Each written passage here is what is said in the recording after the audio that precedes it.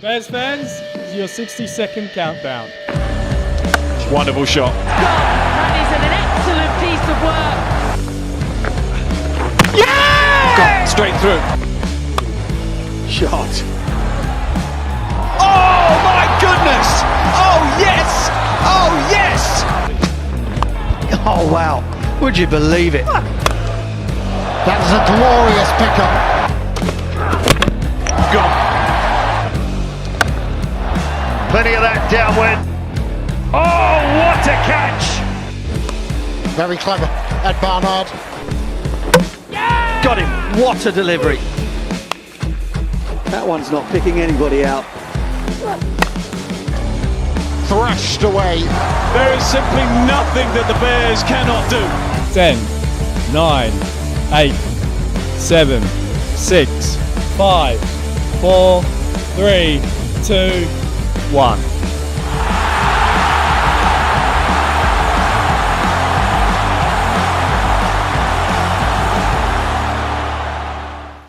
Hello everybody and welcome back to Bears TV for the first men's T20 Blast game of 2026 on Bears TV. We are very excited to welcome you here to EdgBLASTon for Warwickshire Bears against Somerset. It should be a cracking game. We've already seen this match once before in the women's T20 Blast. Earlier, Somerset were victorious over the Bears. Now the Bears men have a chance to reverse that result here in the Birmingham sunshine. The sun is shining outside. It's a beautiful day here, and the sun is shining in the studio because I've got some beautiful guests with me as well. So let me introduce you my wonderful panel. My name is Artif Nawaz. Alongside me is the brilliant Mel Farrell. How are you, Mel? Oh, after that, I don't know. I'm a bit like, whoa, what an intro. I'm very well. I'm very excited about this game, actually. It's going to be great fun. You know what? You should be excited because you're going to have the expertise of the one and only Mr. Adam Bridge alongside you. How are you, Adam? I'm very good, actually, and I think this is mouth-watering, isn't it? Because we've got two of the great Blast sides going toe-to-toe. And you know what? We've got one of the great experts with us as well. Has he won an award? He has won an award. Wow, He's really? just won the ECB Domestic Broadcaster of the Year award. Ladies and gentlemen, Aaron Viles is with us here as well today. Aaron, how are you? Very good, Artif. Thank you ever so much for the lovely introduction. And yeah, just to piggyback on that previous point, this really is a big-ticket encounter between two sides who have been brilliant in this competition for the past decade or so. So we should be in for a really, really good afternoon of cricket. We certainly will, and we're very excited. Aaron's going to have lots of stats and lots of history for us as well in this blast. We've got the champions here with us at Somerset today, and of course Warwickshire have had a sort of a good run. Well, EdgBLASTon, it is not long now before our men's match is going to come. I think that's called a frustrating run. Yeah, okay, fair it? enough. But they've been consistently near the top levels of the tournament, aren't they? They have, and obviously there's the change in the group structure because this is obviously a fixture that we haven't seen in recent times. What we have witnessed over the last few years is the Bears have been dominant in the group stages. Yeah. However, when it comes to the quarterfinals, much of the frustration of us Bears fans, that's where it's kind of fallen down. Well, that's the point that Bears TV does. Maybe is the key to it. They've got to get us on the quarterfinals. We've got to get rid of the other team who do it. Well, look, you mentioned the structure. This is a great structure, Melinda, this year. For those of you that don't know, the T20 Blast has a slightly different structure this year than in previous years. There are 3 groups of 6. The top 2 teams in each of the groups go through. The 2 best third-place teams go through alongside them in the quarterfinals. Everybody plays everybody in their groups of 6, and then 2 other teams from another group. Did you follow me? I hope you all followed me. That's how it's going to go down, right? Okay, now, the toss has already taken place. I can tell you that the Warwickshire Bears have won the toss and opted to bat first, and we also now know the team. So, let's take a look at that Warwickshire team. Here we go. Oh, not quite. It's coming. It's coming. It's coming. Don't worry. Maybe I was ready. Maybe I jumped the gun. Just bear with me a second. Bear with me a second. And yeah, we'll take a look at that team in just a second as it becomes available. I have the team. I know what that team is. So I'll share it with you in just a second. By the way, great turnout. It's been a really hot day today. It's very, very hot outside. And I know Carmen Bear and Hugh Bear have been sweating up a bucket out there because it's really, really hot. So if you'd make your way to the ground, try and find the shaded areas just like there, just beneath our media centre. And sensible that. That's sensible, absolutely. Make sure you hydrate. There's loads of water stations around the ground as well. Make sure you put your sunscreen on, not just yourself, but some of your pets. Indeed. As I learned today. So you have learned that today. I have learned the back of the Hollies is quite busy too. Where obviously it's quite shady as well. Which is nice. It is. Right, okay, let's have a look at the team for the Bears now. We're going to have a look at who's going to be lining up for the Bears. And I can tell you that very similarly to the previous game, well, completely similarly to the previous game. Unchanged. It's an unchanged side. It's an unchanged side for the Bears. So, they gave a sort of frustrating performance of their own in that first match against Gloucestershire. So if you remember, that first innings, I mean, I was in the Gloucestershire live chat. Like, I was on their YouTube channel. Shout out to Gloucestershire's YouTube channel. Well done. You guys put together a very nice podcast. I enjoyed that. And I was in the comments, Melinda, and I was just like, this is very ordinary stroke play from Gloucestershire. That's poor shot selection. You're setting yourself up. Yeah, I kind of did, because then they went ahead and bowled Warwickshire out for 71. That's not the way you want to start a campaign. Well, the thing about the change in the group structure, I think, is that not only do you have teams that in some cases have not played each other before, which is wild to me. That is so wild. I can't fathom that coming from Australia, that you have a league where teams have never played each other. Some of them haven't played each other for decades. But when I look at those groups, this group in particular, this Central and West group, how do you pick it? It's such an open group in my mind, because you have, a couple of really good sides like Somerset and Gloucestershire coming up in here. But then you look at the established teams that are in this group. I look at that Warwickshire lineup and think, crikey, you always look at bowling lineups. You're always going to have big hitters, but bowling lineups, and that Warwickshire or Bears lineup looks fantastic. But all across that group, I just think it's so open, and it's going to be hugely competitive. It is, and if you look at that Somerset team that's on your screen right now, that is a very, very strong-looking side. If you sort of, this is the champions, don't forget. But you got Tom Banton there, Will Smead, James Rue, Tom Abel, Thomas Rue. I mean, it's already incredible. Tom Lammonby, Lewis Gregory, their captain, Daniel Sams, Lewis Goldsworthy, Craig Overton, Jake Bull. I mean, that's a serious team, isn't it? They're unchanged from that win against Hampshire on Friday night. I watched a lot of that. They were incredibly impressive.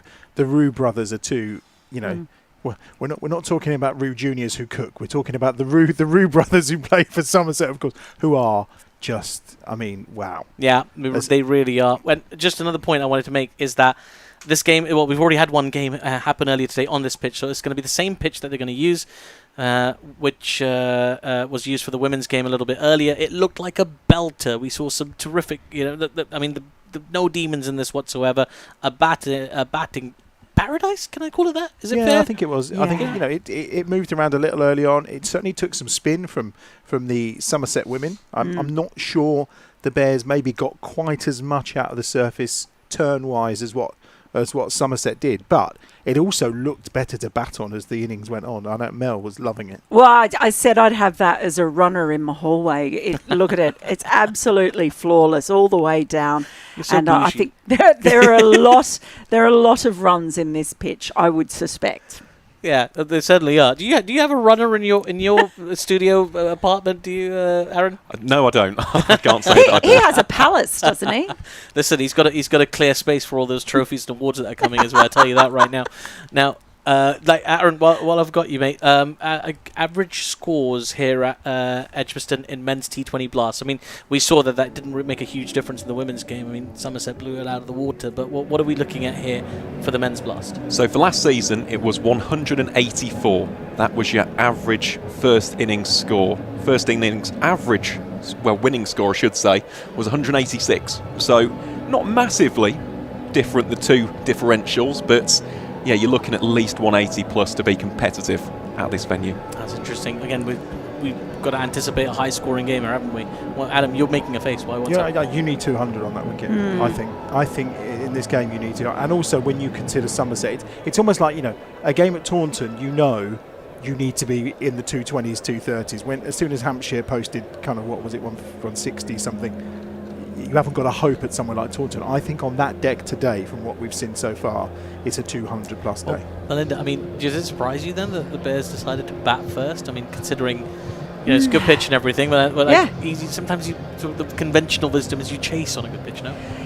I think that might depend. I think they'd be quite happy to get out there and make use of it, feel confident in getting the runs. They have got a great bowling lineup. I am really looking forward, I've got to say, to seeing Usman Tariq bowl.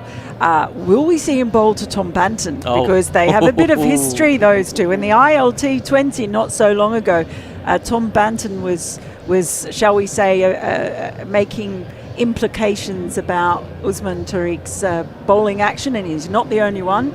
Cameron Green did it as well in an international, and he's been cleared 3 times. Yes. He's been investigated. He actually has a split joint in his elbow, so it's like he's got 2 elbows, so he can't actually straighten his arm.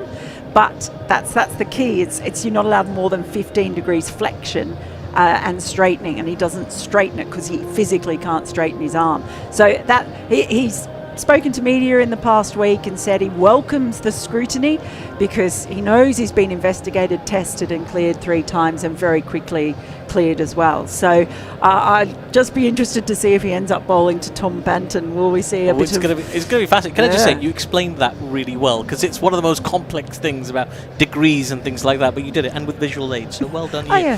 Very, very, very, very helpful. I can't demonstrate two elbows, I've only got one. Yeah, so in that first game, by the way, so Usman Tariq obviously came in with a lot of fanfare, a lot of excitement. He's got that pause, so when you're watching Usman Tariq, look out for that pause in his bowling action, because it can be probably quite frustrating for batters, but we hope it will be. Aaron, Usman Tariq, what is he bringing to the table? Why is there so much hype about this man? Well, I'd say it is probably down to his consistency and variation. I mean, he spoke to the media on Thursday and he's got 6 or 7 different variations. He's working on an 8th, so he really is a bag of tricks, and it is awkward to face. We can't say that for 1 second that it isn't, but it is also the fact that he's got a wrong and he's got a slider, he's got the standard off break. He's been bowling the Karen ball since about 5 years old, so I think it's a mix. It's a mix of an orthodox bowling action and also the sheer amount, the plethora of variations that he possesses. Something to look forward to as well, but a player who really impressed in that first game. I mean, I was saying the build-up was all about Usman Tariq, this Pakistani overseas star, the mystery spinner. It was Taz Ali who stole the show. Yeah, you're slathering over him. I think that Taz Ali on his T20 debut, I mean, we saw him last year in the One Day Cup. Mel and Aaron were lucky enough to see him take 2 fifers. I saw him down at Stratford where did we play? Rugby. Down at Rugby as well, and he just blew me away. And to come in the manner that he did for his first T20 game, take those 4 wickets, he's got the variations as well, he's got the quality, he's got the composure, and it's going to be interesting to see how he goes today. But as a twin, them two to replace Briggs and Lintott, I mean, they've done well. Yeah. They've done well there, I think. They certainly have. And to be fair, I have also seen him at New Street Station. I didn't say hi though. Listen, it's a lovely, lovely day here at Birmingham. So if you get a chance, come along. You can see Carmen and Hubert out there, all working really hard, just running around saying hi to all the kids. It's really hot. I mean, they're real bears, of course they are. But if they were, bears too. If there was a real person, I'm just saying, if there was a person inside the bear, they would be very, very hot. I made one of them cry last year. No. Because they were up here, and I can't remember if it was Carmen or Hugh, but I gave them a hug and then told them that they were very stinky, and I made them cry. No, you can't do that. Bears are very sensitive. A little bit harsh, that, isn't it? It's a little bit harsh. In terms of Somerset, I didn't like it when you said it to me either, to be fair, but anyway. In terms of Somerset, I mean, the quality they've got across the board, this is going to be a real challenge to see where the Bears are at. It is, but I feel like we're going to get a high-quality game of cricket. We've talked about that Somerset lineup. We know what the Bears lineup is. It's unchanged. There's a lot of strong players, and there's some very exciting batters. Now, the batters did not get a chance to impose themselves in the previous game. Let's call it what it was. They collapsed. They fell apart. They capitulated. This is a chance to put that right on a very good batting surface in front of a home crowd. Surely they're relishing this. It is, and I think that's one of the reasons they batted first. I think we know they are very good at setting targets, and I think that's probably a preference, is to set targets. So I think to go out there today on a good pitch with the sun shining, get over 200 and actually back the likes of OHD. I mean, let's look at OHD, for example. 9 appearances since 2019 in Vitality Blast. But he's the man that got it. He bowled really well. Oh my God, that ball! Incredibly well. The opener he bowled out. I forget who it was, but just threw him. It was just a gorgeous delivery. Premium OHD. Well, the thing about OHD is he's had such an interesting year. He didn't take wickets in the championship last season and went off on loan to Worcestershire. Went from being a bear to a pair. It's very controversial. But it's been brilliant. When he went there in the championship, he took 14 wickets in 4 matches for Worcestershire, and then they recalled him back, and he got 12 in 2 championship matches for Warwickshire. So he looks like someone who's actually been really invigorated by having the breakaway, coming back, and he's kind of found his groove and then some. Yeah, he's we've had him on Bears TV before. It's always a pleasure to have. Oh, he's great. OHD, Usually great. we have him for the season because they've not used him. They've not used him. They brought him for the quarter-final, didn't they? Yes, they did. Yeah, and since then he's taken 5 wickets in 2 games and bowled brilliantly. Let's face it. Who did he bowl out in the first match? We were talking about this ball ad nauseum. Ben Charlesworth. Ben Charlesworth. It was such a gorgeous delivery, just full fast. It's the kind of, if you're like, I'm of Pakistani heritage, we grew up watching bowlers destroy stumps. So a vision like that was quite something. And talking of that, who is missing this year? Obviously, our leading wicket taker from last season, our good friend Hassan Ali, who is not here, and that's the gap they're going to have to try and fill. We obviously saw Craig Miles, who's no longer here either, taking wickets on Friday, 3 of them. For Gloucestershire. So, yeah, How could you, again, Milo? How could you? But they've got Chris Wokes back. Yeah. They've got Webster as an option. They've got Jordan Thompson, who's on the cusp of taking 100 blast wickets. So we're looking at another different kind of Bears team, the way it's set up. I'll be honest with you, one thing I would like to see today, I don't think it's going to happen, I would like to see Barnard opening. Ed Barnard opening, because I think when he's opened, he's done very well. Him and Davis together, I think, would be electric. I think it'll be Yatesy, but I would like to see Ed opening, just personally. It'll be interesting to see if he goes that way. I mean, captaincy sort of changes their flex, but the way batters see themselves, it sort of changes with that captaincy role. I often see that anyway. But I take your point. I think he could give the Bears exactly the kind of start that they need. And that's the thing. And today you're playing against 2 openers who, if they get off and running on this kind of wicket, you're looking at real big power play scores. Well, if you're looking at Somerset, Banton and Smead, absolutely just looking red hot form, and you can't afford to let them get away. It's going to be a challenge for whoever opens the bowling. It's okay, we've got Chris Wokes now. That's right. Back. He was bowling beautifully as well, Chris Wokes, in that game against Gloucestershire. But it's just, for me, that's not the worry at all. I feel like if the Bears can go anywhere north of 170, 180 territory, I'd feel very safe really with the bowling attack that we have. I'd be very worried if we're going to get 180 today. Yeah. No, seriously, I'm I with absolutely you. think 200. But he's bare minimum today. Got to feed the Smead, that's the thing. The numbers-wise, what we just... 184. So 184 was the average first innings last season. However, I do agree. I think that you're looking today probably 190 at a minimum, if what not was the 200 average plus. winning score? 186. 186. It's not far from the average score.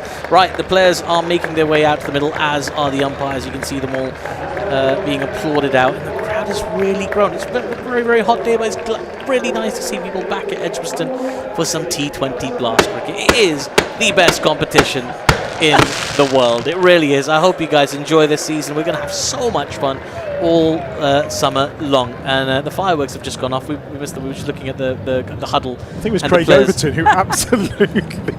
What happened, sorry? Craig Everton got a little scared. Yeah, of course, yeah. He may need to just nip off from it, potentially. I didn't say that, mate. Yeah, that was. I'll give you Adam's email address later. Right, I'm going to make way for you guys. It should be a fascinating first 5 overs. Over to you. Thank you very much, Artif. And we are set to go. And it is Rob Yates and Alex Davies, as expected, that will open up for the Bears. Hassan Adnan and Martin Saggers are our 2 umpires. And it'll be interesting to see who opens the bowling. Probably from that far end, we may see Jake Ball potentially. Overton obviously is an option 2. There's plenty of choices available, and I think it's actually going to be Lammonby that's going to do. Well, we'd get there in the end. Lammonby is going to open the bowling from the Birmingham end. And the smoke will slowly clear from within EdgBLASTon. We're almost ready to go.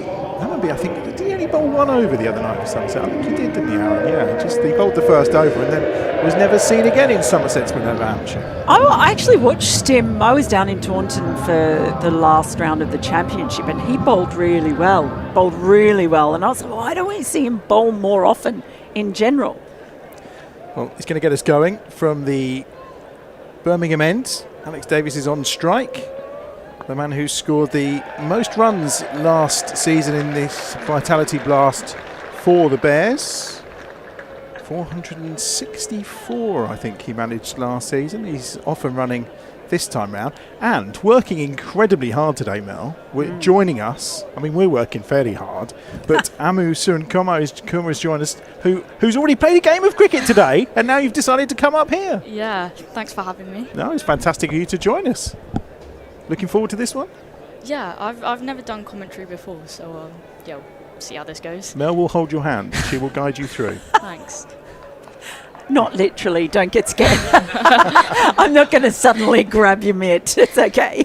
What would be good is to get your insight into the wicket, because we were saying it's an absolute belter, and obviously you got some runs out there today. Is it a good one? Yeah, you're not wrong. It's a fantastic wicket, batting paradise, to be honest. Yeah, we were under par from our game. We thought we were about 20-30 runs short minimum, so yeah, very good wicket. Hammerby in again. Beats Yates outside. Plenty of bounce there as well. Yeah, it looked like a good track. We're all smiling because we all said we thought you were probably about 20 short. Yeah, so that ties in with your thinking as well. Yeah. It looked like it also got a little bit better as well for Somerset when they were batting. Yeah, I mean, I guess you could say that, but I mean, they also, with a short boundary one side and good outfield, yeah, you could say that, I guess, yeah. But they played very well, so kudos to them. Well run single for Yates and Davis. Score moves on to 2. Tom Lammonby, contender for top 5 most excellent hairdos. I'm sorry, no, he's got great hair. You were talking about the. I did once. You were talking about the hair in the women's game. We were, yeah. It got great floppy hair. Owns an excellent cafe just near the ground in Taunton as well. Davo's picked that one up off his legs just for one. Is this a cafe you frequented? Every morning that I'm in Taunton, I'll go into his cafe. I'm a coffee snob, being Australian, so it has to be high standard, and it is really, really good coffee. Highly recommend it. And they do their own bagels fresh. You see them boiling them and pulling them out in the pots. Oh, nice. Another well-run single to finish the over. Amu's making notes. Next time she's down in Taunton, she'll be heading to Tom Lammonby's coffee shop for sure. Yeah, make sure you do that. That's the end of the first really over. And a good over as well. Don't forget, if you are obviously on the stream joining us this afternoon, don't forget to put the like in, get following. I'm just stating the obvious. If you exist. Yes, click the thumbs up. That's all you need to do. That's all we're after today.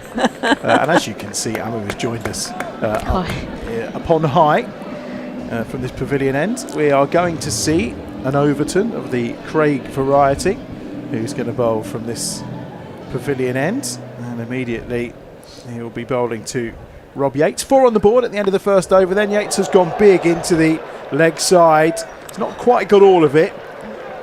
And they'll just pick up 2. Didn't quite time it.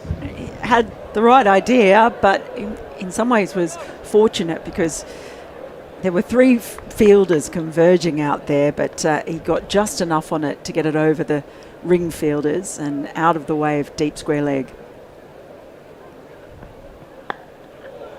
Lovely shot again from Rob Yates. It's going to be stopped. That's an excellent piece of fielding on the boundary rope by Will Smead. It's one of the things we felt, actually, Amu. You hit a lot of good shots today as a team that you just ended up picking out fielders. It looked like a few of you were getting quite frustrated by that. Yeah, I mean, I think we said this post-match that we felt they got their angles a bit better than we did, and they limited our 2s a lot better. That's just due to their angles a guess as well. So. How was the wicket to bowl on then? We say it's a good batter. Is it really challenging? Yeah, I felt your margin for error as a bowler was quite small, obviously, and I thought pace off worked really well when I came on for my second over. I felt it was a bit hard. It looked harder for them to get going, anyways. So yeah, but as a bowler on a good wicket with a fairly good outfield, you gotta be on point. So. And how much as well? And obviously, some of the viewers would have been with us for the first stream today, but. The dropped catch first up and then the wicket off the no ball. As a team, is that quite tough to take when you start an innings like that? Yeah, I mean, it could look, we had a couple drop catches throughout our bowling innings, and I think, if we took those catches, especially the catch off the first ball, they're suddenly on the back foot, and then we have a bit more momentum, and I think the game could have looked very differently. But, no one means to drop a catch, so it's just unfortunate, and that's just the way it went. 9 without loss. Craig Overton speeding through his first over here, and a wild slash from Alex Davies outside the off stump.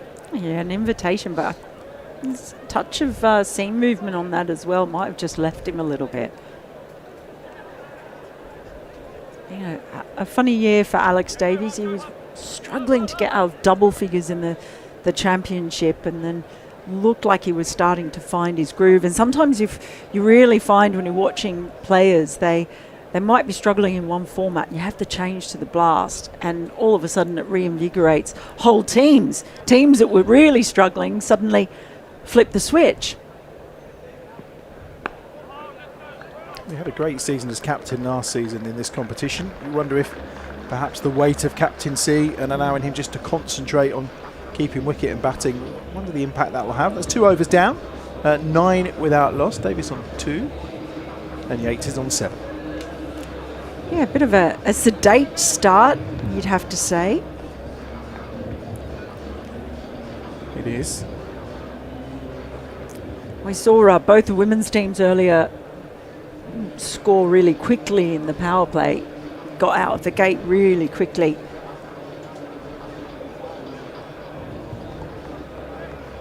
Jake Ball's going to have a bowl from the far end. Both he and Overton picked up 3 wickets apiece when they played against Hampshire on Friday. They're a real crack outfit in this competition, as we know, as we said. Finals day, the last 5 for this Somerset side. Yates, oh, what a lovely shot that is from Rob Yates. Set himself early, and it brings the first 6 of the innings. It goes the way of Rob Yates. Lovely shot. I'm not sure that he could have executed that any better. Just got himself into position early, knew exactly what he was going to do, but just the execution. Found the middle of the bat, helped it on its way, used the pace. That is tremendous. Glorious. He almost made it look. Goes again with another lovely shot, carved away for 4. The position he got himself into in that previous shot almost made him look like he was playing a conventional pickup. It did. Just because he got himself twisted around enough. That was fantastic. A couple of great shots. It's like the art, isn't it, Emma? You're trying to turn round and turn yourself into a right-hander, but he looked like he could have played that shot perfectly as a right-hander, as opposed to as a left. But quite difficult shot to execute.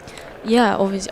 Yeah, because you've got to be there till the ball makes contact with the bat, and a lot of players get scared because obviously you're front on. It's a bit weird as cricketers because traditionally side on game, but yeah, you've got to be front on, face on with the ball for as long as possible until it makes contact with the bat. So in that sense, once you get over the fear of potentially getting hit, then yeah, it's a really good shot to have in your armoury as a T20 batter. 10 off the first 3 balls here from Jake Ball. Yates going well, he's on 17. Cut away beautifully for 4. It's a lovely shot from Rob Yates. Well, what an over this has been so far. Yates is pulling out all the shots at the moment. This is fantastic stuff from him. Really nice. Sets himself. Really still head and quick hands. And just the signs too of how good this pitch is, how true it is. Trusting the bounce. Oh, He got enough of that to get over the ropes. Yes, he has. Right in front of the Hollies. Another big 6 from Yates. His second of the over, and just not allowed Jake Ball to settle here. He's gone for 20 from the first 5, and Yates is on to 27 from 12. Well, I made the observation that 9 for none after 2 overs. It was a bit of a slow start. Well, Rob Yates must have heard me, because he suddenly dropped his foot on the accelerator. And this is looking much healthier now. Well, I made an observation. I'd like to see Ed Barnard opening rather than Yates. So we'll just move on from that, shall we? They love proving me wrong. 3 overs gone. Terrific start for the Bears. 29 without loss.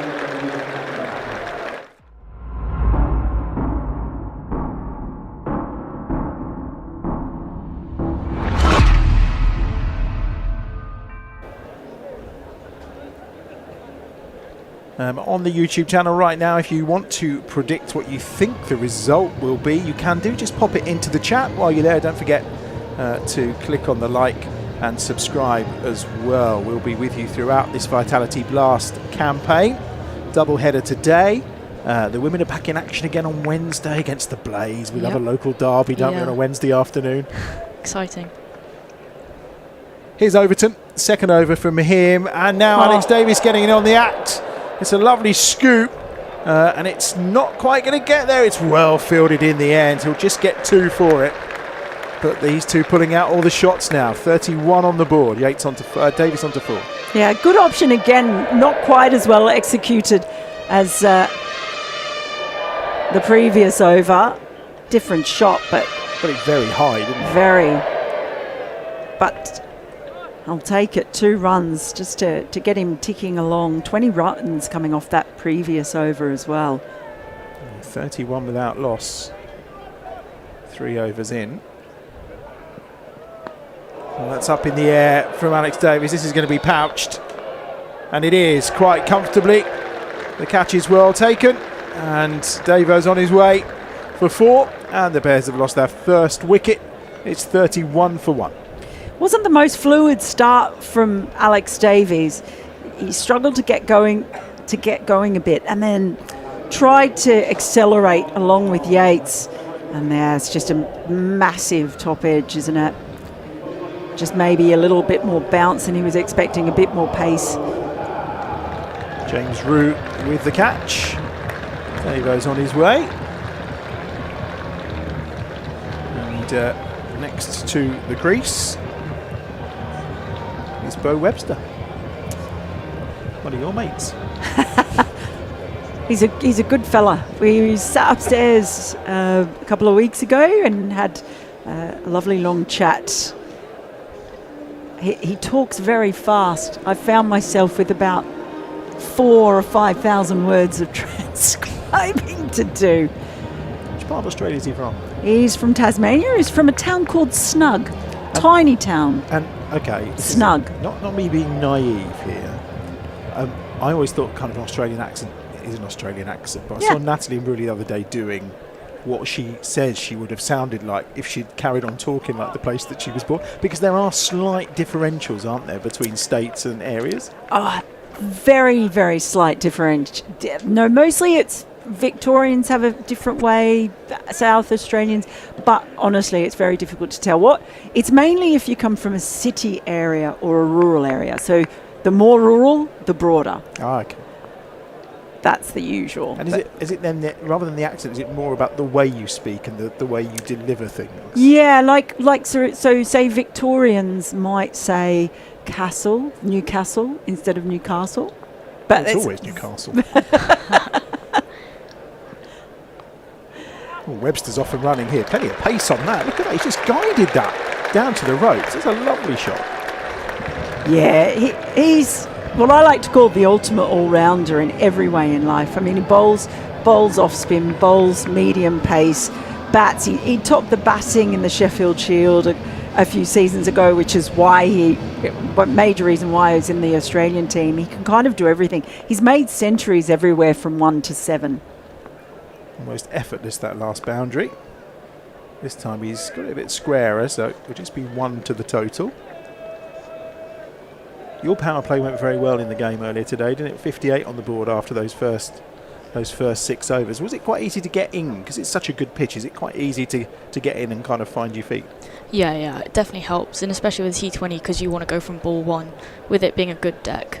And then I think in the power play as well, because there's only 2 out, you can really trust your shots on this pitch. Well, Rob Yates has done that again. Another boundary for him. He moves on to 31. The score moves on to 40 from 4 overs. So ticking round at 10 and over right now. It really is an excellent start from the Bears. We were talking during the first game how we didn't see as much of you last year because of A-levels and all those kind of things. It must be nice to have a summer where you can now just concentrate on the cricket. Yeah, I finished uni last week as well, so now it's just... congratulations! Thank you, yeah, first year done, so... What were you studying? History and politics. Smart. Is it first year done, or do you have to do lots of over the summer, or are you clear now? No work required, just concentrate on the cricket? I'm not aware of any work over the summer, so I mean, if there is, it's not being done. But as a cricketer, can you do all the kind of fresher activities that uni people do, despite the fact you've got to concentrate on the cricket? Not particularly, because, well, I mean, if you trust us, I mean. No, I find it's quite difficult to manage both, because if you want to turn up and try your best at training, it's very difficult to participate in all the fresher activities. But you can definitely try your best. So.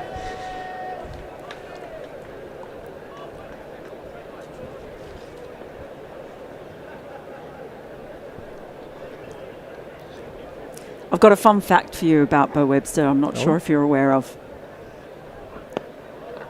Well, let's get it in now. Yeah. So, this is his return to Birmingham. Oh, really? Not from last year, but from 10 years ago. Because 10 years ago, he actually played for Nolan Dorridge in the Birmingham League. And the funny thing is, he's now living about 50 metres from the home ground of Nolan Dorridge. Oh, wow. Yeah. Fancy living in Knoll. Did you know that one? I don't think many people realise that he played for Nolan Dorridge. I'm more jealous he's living in Knoll. It's very nice over there. Isn't it? There's Daniel Sams bowling. Sams was at Notts last year, wasn't he, Aaron? He has played for Notts in the past, and yeah, he made acquaintances, shall we say, in the Hollies. He shushed a few of the fans out there in the quarter-final. That was actually the year before, when he played for Essex before going to Nottinghamshire. But he's a very good T20 bowler. Again, someone with many variations. Look out for the cutters, the back of the hand slower balls. A very wily and clever operator. And he's clearly he'll go where money's on offer. In fact, he's done Essex Notts and now he's at Somerset 3 years in a row. There's no long-term planning involved there.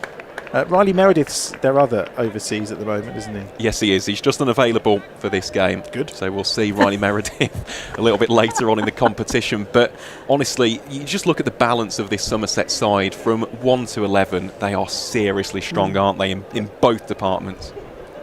Very much so.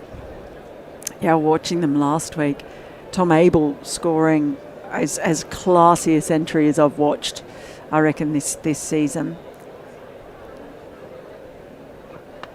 Ooh. I was going to say, here comes the physio to have a look. And actually, it's not one of those glancing. That kind of really clonked in, didn't it? It really did. You could hear it. You could hear it bounce. And even he's just taken his helmet off straight away. The arm, that's just made him wince a bit, I think. So I'll have a little test. Hopefully he's okay. Yeah, he looks fairly coordinated. How warm is it out there to play cricket today, by the way? Oh, it's so hot. Come off it. So hot. Well, it's not even 30 degrees, is it? Yeah? Well, it might be by now. Dear, these Australians, I do apologise. This is peak summer for us. I was feeling for you out there in those helmets with the pads on. It must be so warm. Yeah, I was dripping. Oh my god, this is so hot. You look to be hitting the ball really well today, but again, finding fielders with you, Georgia, Meg. Sometimes it sounded like it was coming right off the middle of the bat, and it was like, but you only get one for it. Yeah, it's frustrating, but they had really quick boundary riders, so.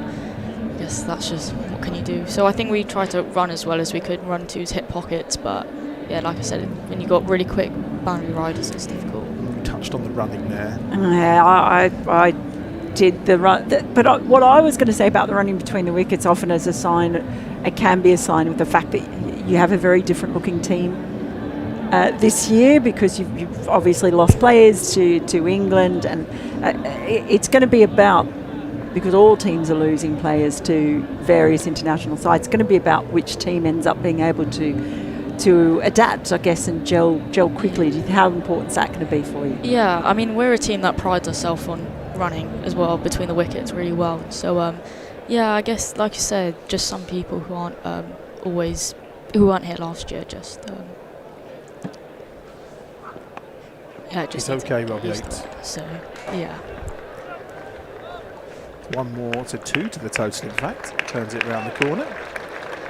And that's the end of the 5th over, 45 for 1. Mel's going to leave us. Amu's staying. Artif is coming to join us as well. And the poll is finished. Thank you for voting on YouTube. The edge just slightly going towards Somerset, 55%. Think it may be Somerset's day. We shall see as we work our way through this. Good start here, 5 overs, 45 for 1. Yates on 34, Webster on 7. We're going to see a 3rd over from Craig Overton. Now, that's unusual, isn't it? In the Blast. You've got so many bowling options. Amu, as a bowler, what's your preference? Because we were talking earlier on about that kind of key point about when do you bowl an over one too many and suddenly the batsman have kind of got sight of you, the batter's got sight of you.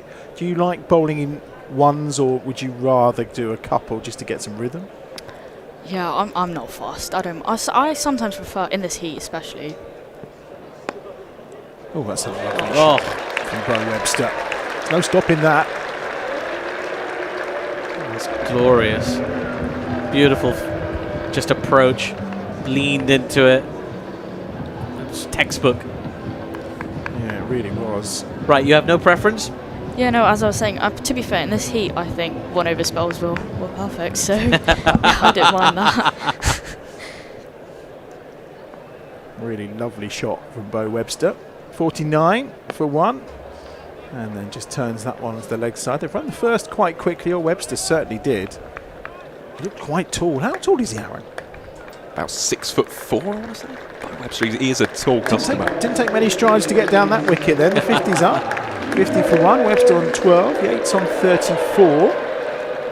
Interestingly, it's going to be a fairly similar power play score to what the women scored earlier, I think, here.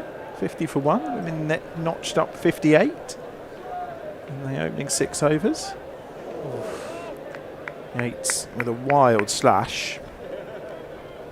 2 balls to come in the power play. He's a bit taller than 6'4". He's 6'7". I've just worked it out. What's 3 inches between friends? I thought you'd know actually off the top of your head, because you are this encyclopedia. How tall's Amu? There you go.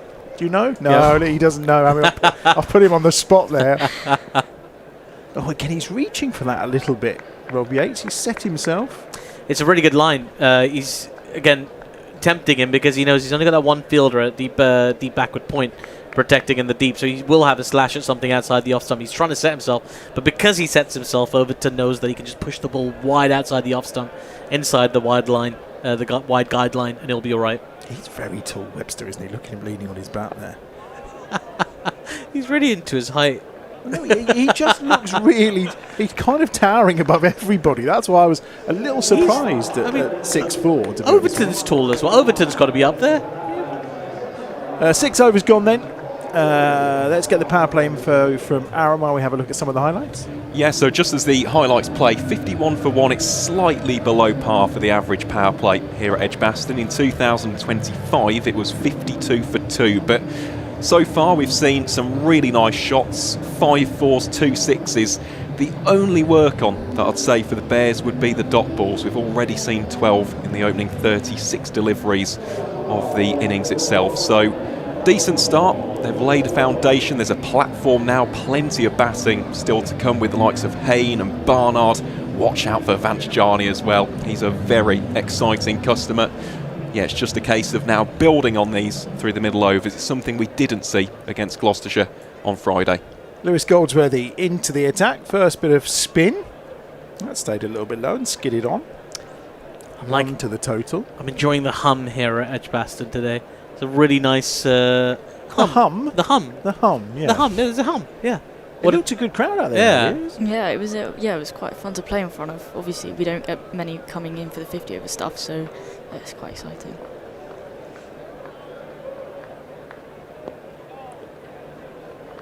Webster plays that one back. We talk about early on in an over.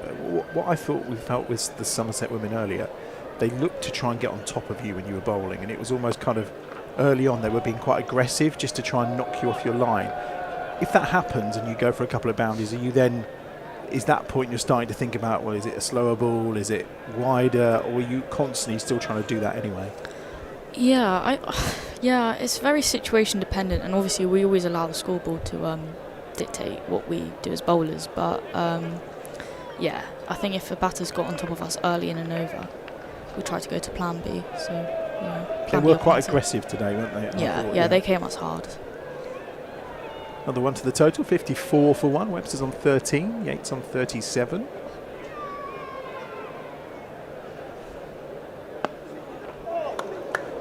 Oh, and then he took him out the non-striker's end. I was going to say, that was the umpire was on the move. Yates was on the move. The umpire was at mid-wicket by the end of that ball.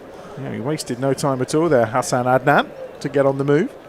Good over this from Goldsworthy. He's 4 off it so far. Here comes the final ball. Yates uses his feet, but I think Goldsworthy saw him coming and just tucked him up a little. So it will just be 1 to the total. And after 7 overs, the Bears are 56 for 1.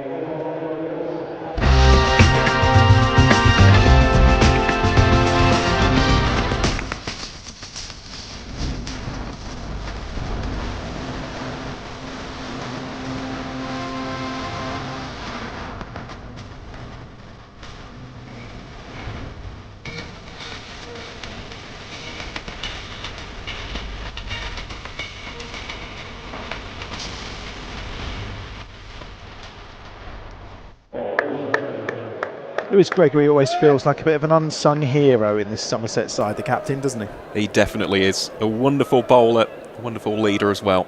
He's into bowl. That's excellent from Yates. Awareness, very clever. The ball on the full. Saw a few full tosses earlier in the women's game that probably weren't taken advantage, but he's taken full advantage of that. Yeah, that's well played, to be fair. Just stepped across, as you say, watched it all the way, and he knew exactly where that short fine leg fielder was inside the circle, the angle behind square. Expertly played, as you say. And Lewis Gregory punished for that looster. That was a very nice shot. He's gone. Next ball. And it's another catch for James Root. Gregory strikes. Well, we talked about the influence he has and being an unsung hero. What he always does is crops up with wickets. And Yates has gone 42 from 25. And the Bears lose a second wicket, 60 for 2. Yeah, it was a nothing shot really. I mean, he hit it really hard, but the same awareness that he showed with the field the previous ball, it would completely disappear this time around. Just hit the ball straight to extra cover. He'll be very disappointed with that, but he has given the Bears a really good start up top. A little bit of a platform from which to pounce on. Eerily similar at the moment to the women's game, where it was it Meg who got out early after 40? She got 41 and got out. Yeah. It's, well, as I say, eerily similar at the moment. Sam Hain makes his way out. He was enjoying a bit of volleyball earlier when they were warming up. He's quite good at that game, Sam Hain. Pretty good at batting too, yeah. To be fair. It's all right, I guess. He does okay, yeah. Meg looks to be hitting the ball really well. Yeah, she batted wonderfully today. Really took advantage of the power play, which is what we always want from our openers. And yeah, unfortunate she fell short of a 50, but I mean, we always want players to keep going hard, and that's what she did, and yeah, she did that really well. Any exclusive team news on when Davina might be back? Or? I'm not entirely sure. I think it's not long. It's not long, but yeah, I'm not entirely sure. That's a good answer, you know. That's a really good way to dodge the question. I'm really impressed. Thanks.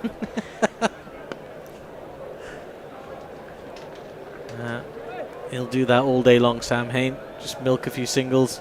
I thought you were talking about me then. Sorry. I'll ask those questions to find out sneaky bits of information, but you that he will no. do. That okay. yeah, that both can be true. Yeah. You're the Sam Hain of asking questions. It's not a bad thing to be. Yeah. It's not bad. When did he last score 100, Aaron? Sam, in the Blast? I think that would have been the game at Trent Bridge, maybe. Against Notts. 112 not out? Yeah, he's got a brilliant record there. Goodness me. Averages over 100 at Trent Bridge. It's quite good that that's the out of area game that happened. It is, yeah. Just for Sam, so he can play in his garden. He's the pesky Lewis Gregory again. See, Webster's looking a bit frustrated, like some of you were earlier, Amo, in that innings. Just gets it does get a little frustrating, doesn't it? When you've got such a good wicket and you just can't quite get it away. Yeah, because obviously, like as a fielding unit and a bowling unit, dots and ones don't hurt us. So as a batter, when you are only going at ones or dots, it's incredibly frustrating. Got that one away. Just going to be a single though, once more. Yeah. We were saying before, weren't we? We felt this is a 200 wicket. Yeah, definitely. Yeah, You weren't. I said no, you were. You do anything to disagree. I feel like 180. I know it's Somerset, so that's why I understand your adjustment. But I feel like just looking at the history of the side, also with the quality of the bowling, particularly how well they bowled against Gloucestershire, I think 180 would stand them in very good stead. That was my thinking. Amu's agreeing out of politeness. It's her first time up here. Round the corner from Hain.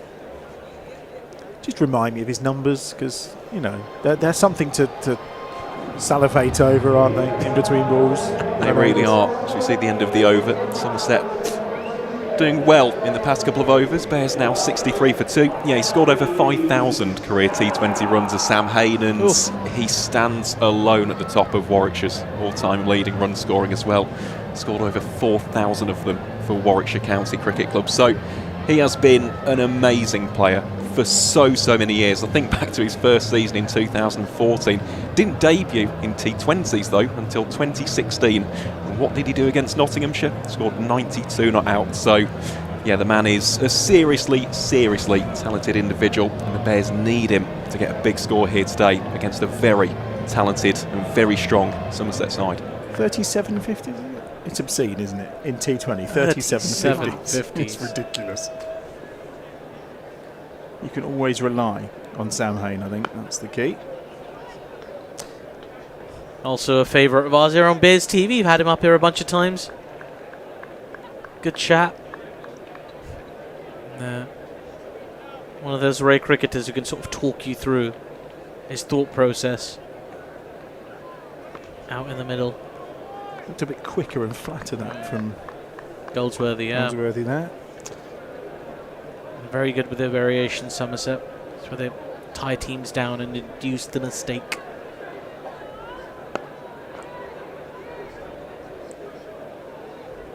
Just finding the fielders at the moment with some of these shots. They've protected that short boundary really well, though, I have to say, Somerset, because you've only got, two fielders out, the deep extra and, for the right-hander, deep square leg and deep mid wicket. And it is really one of those 4 or single boundaries. That's all you can get there. You're not getting any 2s out there. Well, we haven't seen one carted into the building site yet today, have we? Well, thankfully. It would take an age to get the ball back, so I hope it doesn't go in there. No overtime today. No one's working. 2 years. Can you imagine the digger was still going while we were playing? I don't have to imagine. I remember vividly the reconstruction at Lord's whilst the matches were taking place. We had to commentate from these rather suave corporate boxes. Which is kind of fun. I missed the media centre, but it was fun. One more to the total. 67 for 2. I mean, they've really put the brakes on here, haven't they? Yeah, I mean, it's a bit difficult to get going when Somerset are bowling really well and fielding really well here. sense something inventive coming.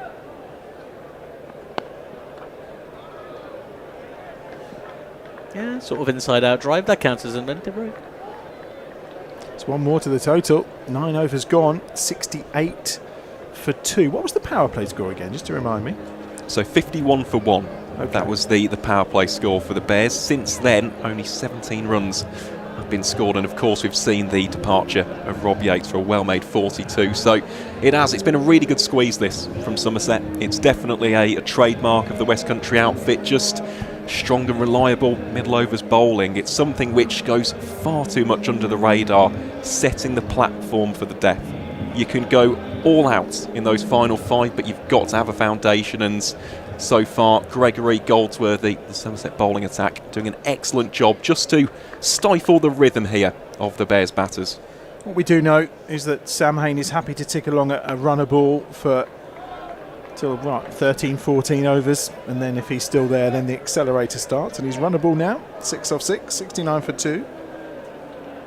And when you're talking as a team, Amu, about building these innings, you're looking for someone to kind of just sit in there, aren't you? And then everyone else can kind of play around them. That's also something we picked up on as well, because we saw Somerset have 2 batters go on and score 50, and we didn't have that, and so we said batter needed to kind of step up and be there. Webster, very aggressive.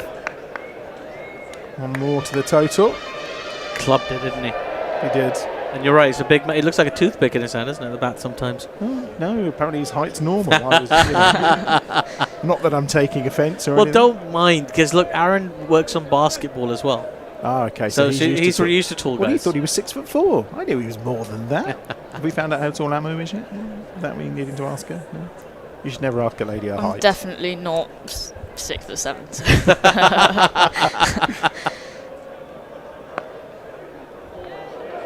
Hain's got that away, but it's only going to be 1 again. They're dealing in singles right now, and Somerset, Amu, are going to be really happy with this. Yeah, I think in the middle overs, if batters are going at singles, they'd be extremely happy with that. So many young players in your team, Amu, as well. Like, I mean, it feels like there's like an exam timetable you guys must share at the same time as well, because there's so many youngsters in that side. Like, does it feel like a very sort of young, energetic, studious team? Because that's what it appears like from the outside. We're not oblivious to the fact that we have a very young team. To be fair, even last year we felt we had a very young team, and we did really well in the Vitality Glass, so we're not scared of that. Yeah, of course. Cheeky shot for 4, and Bo Webster just showing one of the tricks in his armoury. It's not just all power for a tall man. He can be deft, he can be dainty. And he managed to get that ball away over his head. Look at that lovely little touch. Good chase from Goldsworthy. Do you play those shots, Amu? You've got that one in your locker, haven't you? Maybe. Don't want teams listening to this and scouting. Yeah, of course. Don't give it away. No, exactly. These are trade secrets. Yeah. Guaranteed I'd smack it straight into my face. No two ways about it. Oh, he's hit that well, hasn't he? That's a brilliant bit of fielding again. Oh, go on. Oh, nearly went over. It was Daniel Sams. I'm just being biased. That's what I'm here for. I thought that was going to go over then. I was quite enjoying that. It's not quite made it to the rope. 77 for 2. Just 2 to Webster, who's on 24. He's turned the aggressor in this over. I think they just decided that he needed to just impose himself a bit on Lewis Gregory here.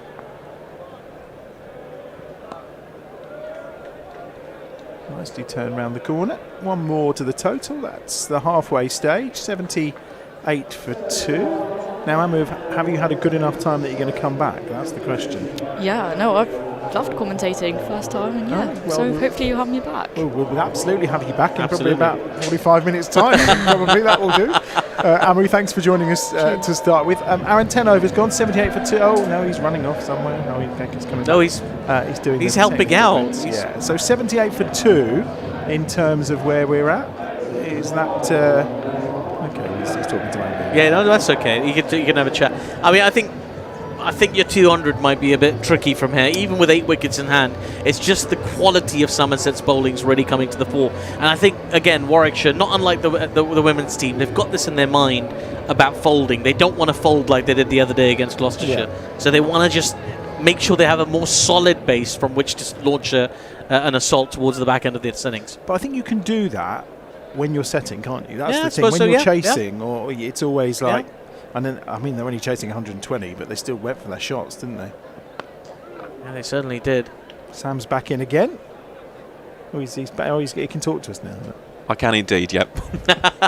He was being helpful. We're supposed to be having another guest at this point, aren't we? But I don't know if they've turned up or not yet. Well, so Hamu could have stayed a bit longer. We shall wait with bated breath. But just to go back to the point about that first 10 overs, since the power play, just 2 boundaries have been scored by the Bears. So comes back to what we said about Somerset applying the squeeze. There haven't been too many dot balls, but for T20 cricket, there's also been maybe 1 too many singles and not enough boundaries. I think some people argue that they get to finals day because of the home advantage of Taunton, because it is quite a unique... Oh, that's too high. That's going to be a no-ball and a free hit. It's caught Sam Hain as well. Chasing through for 1, but they'll get the free hit there for sure. That could be a warning as well, potentially. I think it is, yeah. Look. There we go. That's the moment. So it will be a free hit and a chance here for Webster, who's going to fill his boots. You would think probably from he's taking advantage of Sam getting clouted by the ball. What do you think his shoe size is? Go on. What I was saying. So I think people feel that Somerset, because of the uniqueness of the ground and the way they score the runs, that kind of helps them get to very very easily helps them get to finals day. Yeah. But actually, what you see here is they are a well-drilled outfit, and even away from home, they know how to kind of shut games down in these middle periods and reduce the amount of runs that are being scored. Webster has gone to fill his boots with a free hit, and boy has he! That's all the way for 6. You can push that boundary rope back, and that's still going over. It's a magnificent shot from Bo Webster. Yeah, he picked the length really quickly, got forward down on one knee, and tonks it over that long off boundary. Perfect connection. And as you say, it was hitting the advertising hoardings way beyond the rope. So a terrific connection and a big hit. Perfect result from a free hit. You know, that's not dissimilar to a shot I've seen George Garton hit before. Have you? George Garton? Why do you bring up George Garton all of a sudden? No, just, thought I'd mention him. Oh, here he is, look. How you doing? How are you, George? Yeah, good. Good to have you. All good. Doing okay? Yeah, I'm all right, thank you. I'm enjoying the start from the lads. It's been good watching. You have hit one like that before here, haven't you? Yeah, not over mid-off. That's not normally my area, but yeah. I do remember you going down on your knee to hit one, though. Yeah, I don't mind sweeping and trying to hit towards cow corner. That's more my style, but yeah, lovely shot from Bo. A bit more, I guess, elegance in that one. Now, if the umpires are something... What's going on with the umpires? I can't tell. I think they're changing the ball.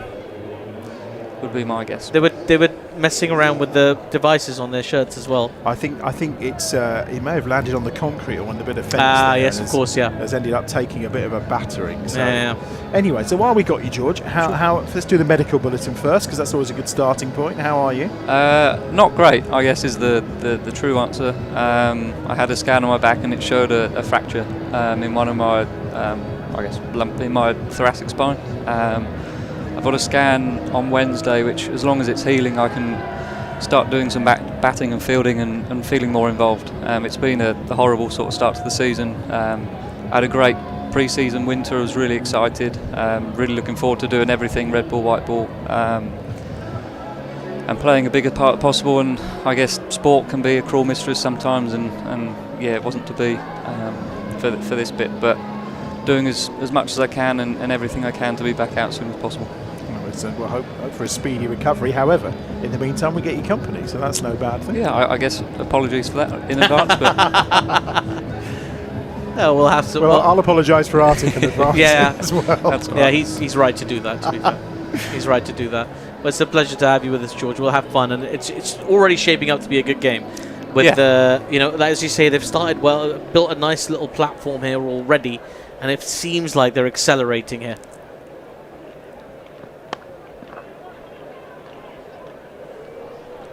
Now, we've been talking about this a lot, George, about what we think is a good total on this surface today. Sure. So we've both said numbers. They're both different. Well, what do you think is a good total here on this pitch today? Having seen how we've gone, I would say a winning score will be north of 175. Okay. So 180 is north of 175. I'm just, just so 200. So 200. That's a very good point. Yeah. The stats sort of suggest that an average score on a hybrid that we're playing on at the moment is about 180. 180. Yeah. With an average winning score being about 188, 190. So that was our sort of pre-game analysis on if we were going to bat first, what we're looking to do. And the boys bowled extremely well against Gloucestershire the other day.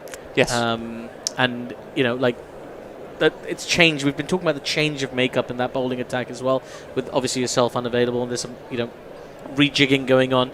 But you got Chris Wokes back in there. Oh, take 4. There you go. Well placed. Yeah, we'll have that. There's no argument about that, is there? No.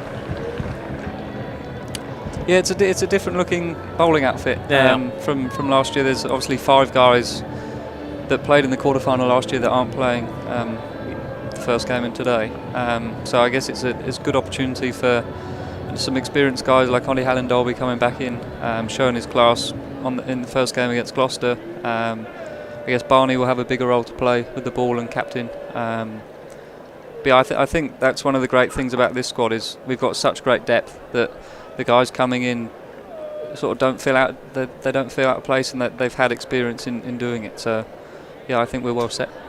11 overs gone, 94 for 2 then, Webster on 38 and Sam Hain on 8 as things stand. So 9 overs remaining in the innings, and as you can see, George Garton alongside us here up in the commentary booth. Don't forget to like the stream as well. We'll take your comments too, and obviously subscribe, because there's going to be plenty more live cricket coming your way on Bears TV as we go through this Vitality Blast campaign. Thumbs up. Yeah, absolutely. Yeah, thumbs up. Yeah, we won that on the live stream. Changing bowling. Goldsworthy's coming back into the attack from this pavilion end. We ought to fess up to George. So I thought at the start of the innings you needed 200 today. I just, having watched the women's game earlier and saw how well the wicket was playing, I thought 200 would be a really kind of winning total regardless. But yeah, that's always sort of the goal, isn't it? As a batting team, if you feel like you can get 200, then you're in the game. That's one of our sort of checkpoints at the start of the season, is how many times can we score 200, especially at home, because we know it's a high scoring venue. But yeah, our stats suggest that something 10 runs shy of that's actually still good, but I know the lads will be aiming for 200. And as a group, obviously the last few years you've kind of qualified very well. The change in teams this year, in terms of obviously bringing Gloucester, Glamorgan and Somerset into your group as well, you're playing teams that you haven't played as regularly. Is it a slightly different dynamic, different kind of? Yeah, absolutely. It was quite a subject we touched on quite a lot pre-season and leading into the tournament, was the difference in groups. We've obviously done incredibly well the last 5-6 years in the North group. That's now changed, and we're in the Midlands group, and we've got new opponents, new grounds. Some guys have never played Gloucester, for example, Glamorgan. So it's a new challenge, one that takes communication and adaptation. And I think we're well set with the group we have. We have loads of experience. Guys have played at Glamorgan for the 100. Guys have played at Gloucester from different experiences, and they have the skill set to adapt. We don't have a really young team that might struggle in adapting their skill sets and their ways. So yeah, it is a new challenge, but I'm sure one that we're well suited for. Well, that excellent 4 from Sam Hain that he's powered down the ground. I was talking over the top of that, wasn't I? That's all right. No. Brought up 100. Excellent. Sam's starting to use the power this early on. He's usually at this point he's just fairly gracious in terms of stroking it round, but that was fairly brutal. Yeah, kind of muscled it, didn't he, down the ground. 103 for 2. The way he sort of hit that boundary down the ground, it sort of had top spin on it, so when it hit the ground it took on even quicker off the surface and smacked into the advertising hoarding, and it's almost like an intimidation shot. Really, it just sort of gives the bowler something to think about. And, it's the kind of thing that Sam Hain can do. Now we 4 for 2 then. Webster on to 41. Oh, it's been a bit of a bogey number today, hasn't it? Yeah. Once we go into the 40s, yes, it's not been great so far, to be fair. But let's see how Webster can go on. We obviously didn't see him in the blast last year, Bo Webster, did we? We didn't. However, there is a nice little bit of statistical knowledge to drop here. So, as a result of Webster being on 41, he's now surpassed 2,000 career T20 runs. So, he's batted very, very well today. We didn't really see the best of him at all on Friday. So, it's nice to see him announce himself to the home crown in such style. Yeah, I will say he got a horrible ball at Gloucester. He's got a guy that's about 6'8" bowling the ball, and it barely got above stump height. So I'll defend my teammate on that one. Although it looked like a bit of a hack across the line, it certainly was the ball off the wicket that did for him. And am I also right in thinking this is his highest blast score? Because I think he got 40 when he played for Gloucester before. Yes, he did. Yeah. That's spot on. Yeah, it was also his third career appearance against Somerset for Bo Webster. Well, it's been around. I remember having him in my fantasy team during the BBL one year. Bo Webster. Great value. Oh, he's gone. He got a nick on it. Bigging him up. I thought we hadn't made any contact on it at all, but he's well taken behind the stumps by Banton. And he's on his way, and the curse of the 40s hits again for the Bears today. Yeah. 41. Was that a theme in the women's game as well? Yeah, well, we had got 41 as well. Yeah, we've had a few players go in the 40s today for the Bears, but it's just trying to be a little bit inventive on that occasion. Was Bo Webster, and it's a really, really good anticipation from the wicketkeeper behind the stumps, because he could easily get wrong-footed with a batter dancing around their crease, looking to be a little bit creative, looking to push on a little bit. But he's played a terrific knock again as Bo Webster, and just set up his team. Now, can the Bears take advantage of this with the captain coming out to the middle? Well, you couldn't ask for two better guys in the middle, could you, George, at this point than Haney and the skipper? No. I mean, if we were none down, that'd be brilliant. But no, we're really well set, and obviously Haney and Barney are fundamental to our team. So Barney coming in now, hopefully he can hit the accelerator button. It gives him plenty of time to get in first as well, which is nice. Especially as a batter coming in the middle order, you want a few balls to get the pace of the wicket and feel like you can set yourself before hopefully launching. Obviously got used to no Bethel last season, but having no Mosley right now as well, because he's off with the Lions, isn't he? Yeah. Oh, get down. First ball. Yeah, in the air. Yeah, it provides new opportunities, new roles for guys. But T20 is so fluid these days that anyone can bat anywhere. No one really has a set role because you can come in at any over. And I know Barney's practiced to do those multiple roles. So, yeah, no mouse is a shame for the first 4 games at least. But good experience for him, especially captaining the Lions team. So we wish him all the best. Haynes just ticking over, as ever, 16 off 14. Aaron's finding something interesting to tell us. He's got that look on his face. I've always got something interesting to tell you. Of course you do. You're an award-winning broadcaster. Come on. You look excited right now, which is always... He's going back with this just to see how many players have got out on 41 in a day's cricket, probably. I thought it was going to be something about Mouse. Barnard with just one more to the total. If it's about Mouse and 41, I'll be blown away. It isn't. It's just that today there's been an awful lot of wickets falling on the second ball of an over. Okay, that's what he was getting excited about. Okay. It's just, yeah, it's quite strange, the number which fell in the women's game earlier, and even in this innings as well, every single wicket has fallen on the second ball. And that's what we give him the big bucks for.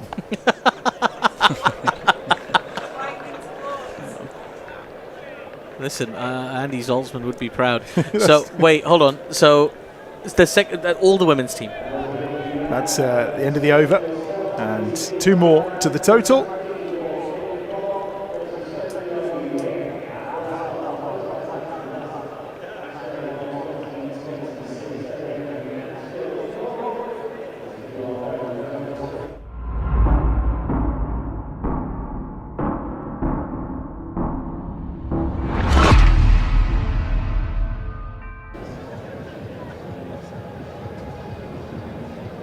That's 2 to finish the over for Sam Hain. Brings Ed Barnard back on strike, of course. I reckon we'll see a reverse sweep this over from Barney. He used his or feet he hits well. over extra. Oh, well. Sort of inside-out drive gives you an idea of how valuable that short boundary is. They want to target it. Somerset have used their bowlers quite well as well in protecting that short boundary all the way through this innings. As you said, nothing into the sight yet. Nothing into the sight all day, quite interestingly. It's been muscled. It's been muscled all the way by Sam Hain. Has he been in the gym this summer over the winter? It's a big shot, isn't it? I mean, you sort of hear of bottom-handed shots sometimes, but that was sort of bottom tricep shot. It was really quite bizarre, but it was all arms there and really powerfully struck, as you say. Very little room. Just had to manufacture the room really to hit that ball down the ground. Interesting, actually, just looking where his kind of body position was at the end of that. Because we all often talk about momentum when you're striking through. He's actually top half of his body was backwards as he was striking through that. Like Neo in the Matrix. You've not seen that, have you? Yeah, I don't know how technical you want me to be. But yeah, he's as technical as you want. He's got quite close to the ball, so he's had to sort of use his body and his back to get the elevation he needed. Otherwise, he'd get caught long on. So. There we go. That's what you're here for, John. Yeah, you give us the insight. Okay, how far away? And it makes total sense. You've got to get underneath the ball, haven't you, to hit it up in the air. Yeah. Shot bar. That's it. Oh, there you go. Oh, just in front of square enough to go past the building site. Nearly the first one in there, though. They've had a good time, the family guys. None of them caught it, though. It's coming up fast, the hotel. Yeah, the building's coming together. They tell me next summer it'll be ready to go. Oh, just in time for the Ashes. Yeah, indeed. I think that's the plan. Yeah, there's a replay of that shot. In the meantime, they've just snuck through for another single. Goldsworthy looking to crack on. He's got for a few runs here, 35, with one ball remaining. How conscious are you as a bowler nowadays as to how many you're going for? Are we beyond that now? It's almost just do the best you can. It's definitely in your brain. Just the sort of margins for what's a good spell has changed. When I first started playing in 2016, it was anything 28 or under in your 4 overs. That's moved now, isn't it? Yeah, it's definitely changed now. Guys are looking more at 32, about 8 and over, or anything under is a great day. And there's definitely more value on wickets. 127 for 3 then, 6 overs to go. It was a good overall round for clearing the ropes. Sam Hain first time. Just talk us through the technique of Ed's shot here when it rolls through. This one. Yeah, you have to be a proper batsman to be able to play those. I guess it's the skill element of it's not an area you can muscle the ball, so you have to time the ball very well and get to the pitch of the ball, trust your technique. 22 from 10 balls, the partnership between these two. Slower ball from Daniel Sams. He slightly opened the face on it as well, didn't he? Yeah, he's aiming for like a wide, long off extra cover area. And it's invaluable really to have a guy that can access that area of the pitch because there is the short side. They're bowling their spinner to the big side, trying to get us to basically hit 1s and 2s into the long side and take risks that way. So having someone of Barney's skill and Haney's skill to target the offside, which is shorter, means that they can't rely. Well, he'd have been gone, wouldn't he? Direct hit, and he was on his way there. No two ways about it. We're so often to see in Sam Hain just at this point kind of put the foot down and just say, right, we've got to go. Yeah, he's probably the best in the team at getting a start and pushing on. Our innings, he's sort of the rock in our innings, and if he can get 50 off 30 balls and push on from there, then we always know we're in a great place, and more often than not he does. The last 2 years he's been outstanding since I've been here. It's been great to watch. That's going to be close. Power there from Barnard, actually going to get through for another on the miss. Whoa. Well, they would have done if he didn't drop his bat. at the non-strikers. That also rule about never running on a missed field is. I think it Well, would have been pertinent there, never actually. run on a missed field, brackets, especially if you drop your bat. Well, Close brackets. I think also Haney had overrun a little bit and was kind of on his heels rather than with any forward momentum. What do you make of Sam's action and stuff, a fellow left armour? Sam's he's very clever bowler. I played a little bit with him at the Sydney Thunder. Got an excellent off-cutter slower ball which he uses very well. Changes his line, especially he's defending a short boundary here, so he's going across the right-handers a lot. Good knowledge, good skill, great experience. So I know Somerset are going to use him to that end, especially to try and defend the short boundary. Yeah, not excess pace. He's not relying on pace. He's relying on skill and accuracy, to be honest. I see Aaron smiling, you see, because Aaron's loving all this insight, you see. That's what it is. Being the badger that he is, listening to you talk through people's actions and all the rest of it is certainly working for the viewers and for Aaron. I think there's no two ways about that. It is, and it's also nice for me to hear that point of view, because I mentioned the exact same thing. It's just subtle change of the pace with Dan Sams. It isn't express. It's not something where he's forcing the ball to skid through. He's just a very clever operator. He's someone who, again, just changes it slightly. It's just the little subtle change of the wrist and change of seam position. It's very nice to see. He's got a very good slower ball. His off cutter is very good. It is a big change of pace for him. Downwards, he doesn't have the express pace at the top, so he uses it a lot into the wicket, a lot to get the batters playing away from their body. Better over that for Somerset. 131 for 3. Barnard on 12. Haynes on 28. The partnership for these two now is 26 off of 16 balls. Goldsworthy finished up last time out down this end, so we're going to see the return on this near end of Craig Overton, pavilion end. Bowled 3 straight up at the start, but we know that Craig Overton is a good bowler towards the end of the game. 1 for 22 so far. Artif left Mel's returned to join me and George. I have.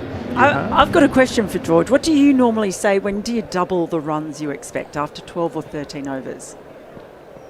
That's a good question. I've never really thought about it like that. I've never thought of sort of doubling what we've got.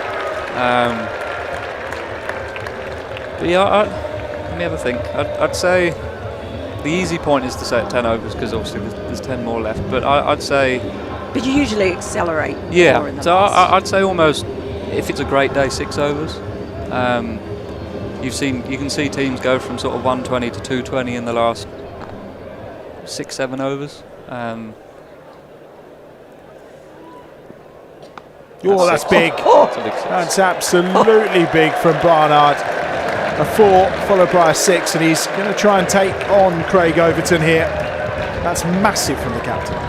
This is like 2 bulls locking horns, you know, when you see those, or like when you see various animals, wildebeest going at it, up against each other, butting heads. Proper showdown. Boy, did Ed Barnard come out on top of it there. He got plenty of that. I have to say, as a bowler as well, it's horrible if the guy's getting you to the big side, because you're trying to use that side, you're trying to defend and use the dimensions, and if the guy's taking it on and hitting it 20 yards past, then you're sort of not sure where to go. Oh. That's 6 as well. He's picked him up this time off a length. Different shot. Same result for Ed Barnard. Back-to-back 6s, and he's taken 16 off the first 3 balls of the over. And George, as a bowler then, when you are trying to protect that far side, so you're thinking, well, look, I'm going to kind of bowl more towards leg stump. He's gone short, he's gone full. Where do you go next? Yeah, I think as a bowler you sort of have to stick to your plans. He is taking a bigger risk to go that side. He's obviously outperforming you in this over, but I think when you change your plans and then try and bluff, that's when the over can get really big. I imagine that Craig's going to stick to the top. His strength is top of the stumps with some change ups. He does still have his bouncer to use in the over, which I'm sure he'll use. But yeah, I think he'll still stick to to getting hit to the long side. If you get hit, we speak about it. If you get hit to your fielders or over your fielders, then sometimes it's just the batsman's day. 147 for 3. Oh, he's gone big again, but this one's gone straight up in the air, and the catch is taken really comfortably. And it's a good catch from Lewis Gregory. Had plenty of time underneath it, and Barnard's gone. It's a quick fire 28 from 10. The captain's on his way, but he's added some real impetus to this Bears innings. 147 for 4. Well, it wasn't the second. Sorry, it wasn't the second ball of the over. So is he allowed to carry on? Or? It was a fun contest, though, wasn't it? It really was. Overton and Barnard going at it head to head, and in the end, well, 28 off 11. You'd be pretty happy with that one. While saying that, some feelings of justice, perhaps, for Overton. Well, Vanchjani is coming to the crease, much to Aaron's delight, and George is nodding as well. I'll tell you what, George, let's get your take on Vance, then we'll get Aaron's. A very clean strike of the ball, very exciting, and someone that's not going to shy away from the battle. So, yeah, I'm excited. If he gives himself a couple of balls and gets himself in, we could be in for some fireworks for sure. We certainly could, yeah. Proper 360-degree scorer. Shout out as well to his club, Berkswell. He has been crushing it in the Birmingham Prem. So this is really exciting. A home T20 debut for Vanchjani. Let's see what he's got in store. Overton's the bowler. Could be 2. And he's off and running straight away, and they will look to go like hares between these wickets, these two. I think Sam Haynes set off very quickly, but wisely just left that at 1. Yeah, I'm excited about seeing Vanchjani. If we're doing shout-outs, I always love giving a shout-out to the South Asian Cricket Academy as well, or SACA. He's one of the products from SACA. I'm impressed when he was playing a game against Birmingham, I think it was, when he smashed a massive 100. And it's so good to see. I think they're up to almost 20 or around about the 20 mark in players that have got professional contracts out of SACA now. Last ball of over 16. And Hayne will just turn it round the corner. It's a very profitable over indeed. 18 from it. 149 for 4.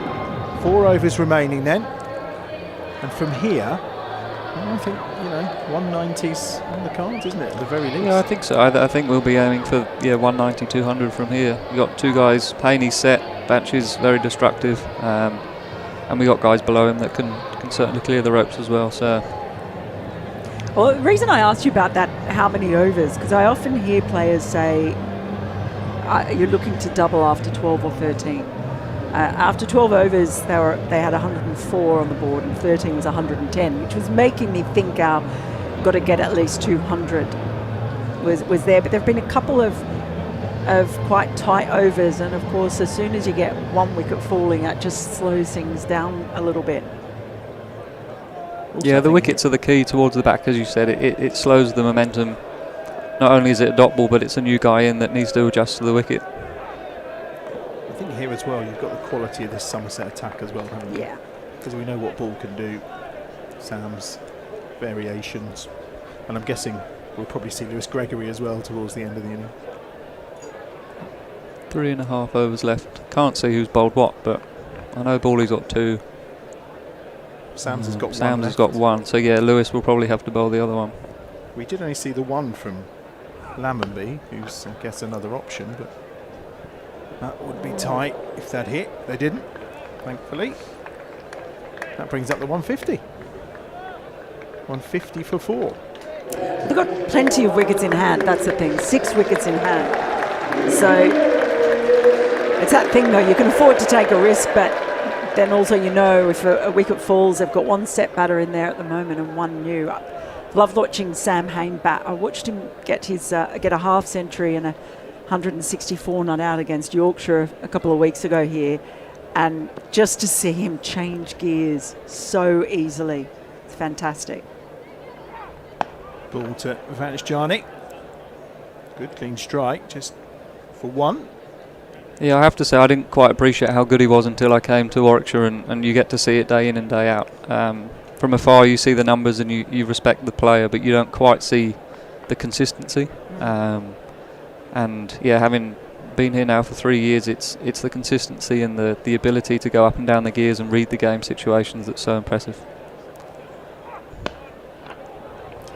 And one thing that's, I think, in a way, although it might sound weird, that goes across his formats, you'd say when you watch him playing first-class cricket, he puts a very high price on his wicket, and that's why he can just occupy the crease. But when you're watching him like this, he's still putting a high value on his wicket. He's not done anything really rash. But he finds ways of scoring and accelerating while still occupying the crease. Yeah, he will never look to take the highest risk option. There's lots of shots that he could play, but he doesn't feel are necessary. He's got the skill and the ability to score quick enough and be that sort of anchor in our innings and allow the other guys to do all the flashy stuff, which in itself is quite impressive to have that mindset. Last ball of the over. Oh, it's a wow. wide ball. That was wide and wide and wide. Nice of the music to put an exclamation mark on it. Do you ever notice that? Can you hear that sort of thing when you're bowling? Not so much when you're the bowler, but when you're on the field, you do hear it.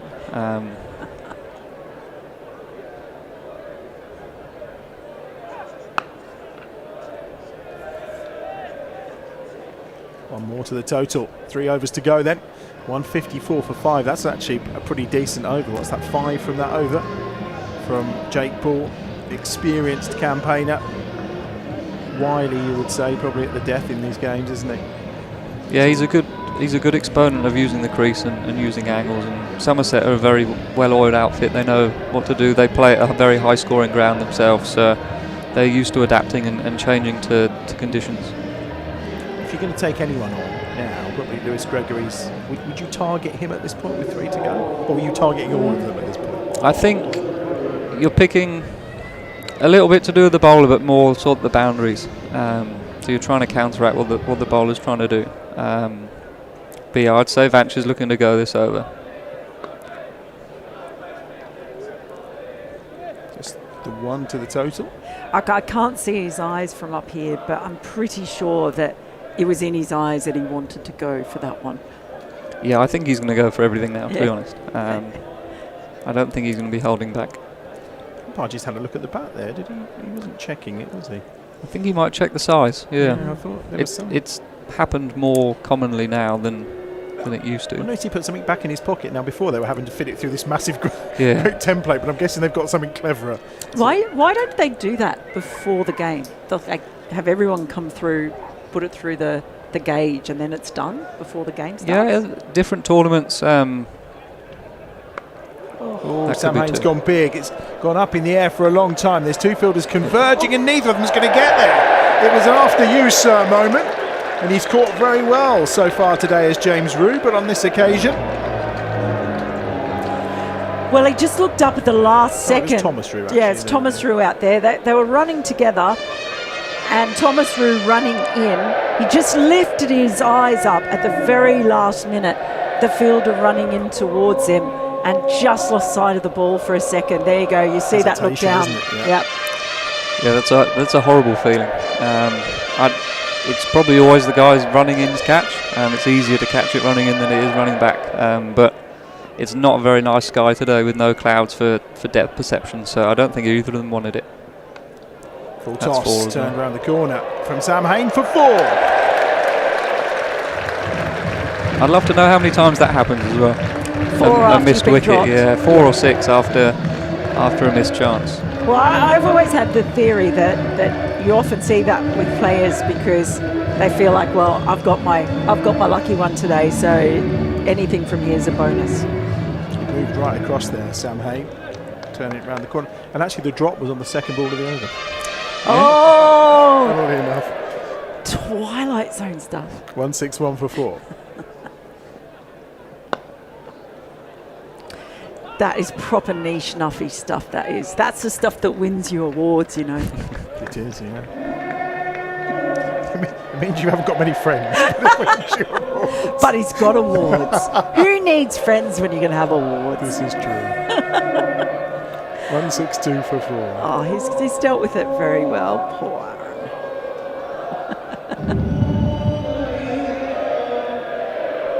Crowd are livening up, that's for sure, as the afternoon wears on. It'd be great to be out there in the stands today. Into the ground, and the bounce over the top of Gregory. Allow them to get back for 2. Nope. Over to him with the fielding.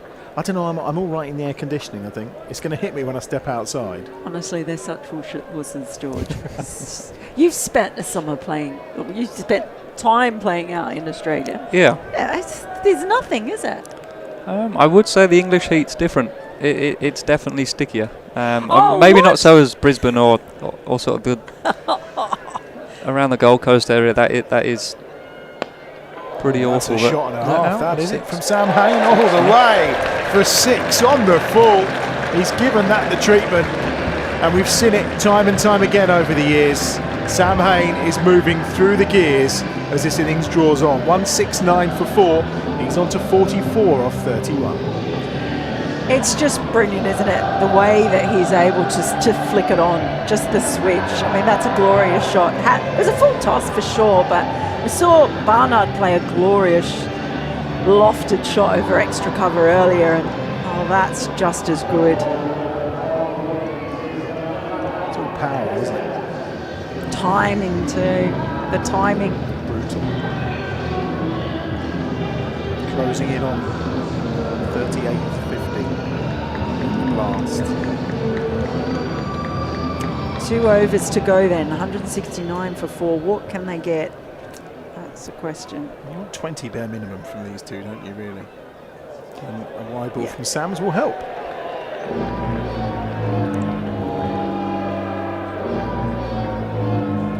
It was Adam's birthday in the South Thames. It was his birthday yesterday, so he's having fun today.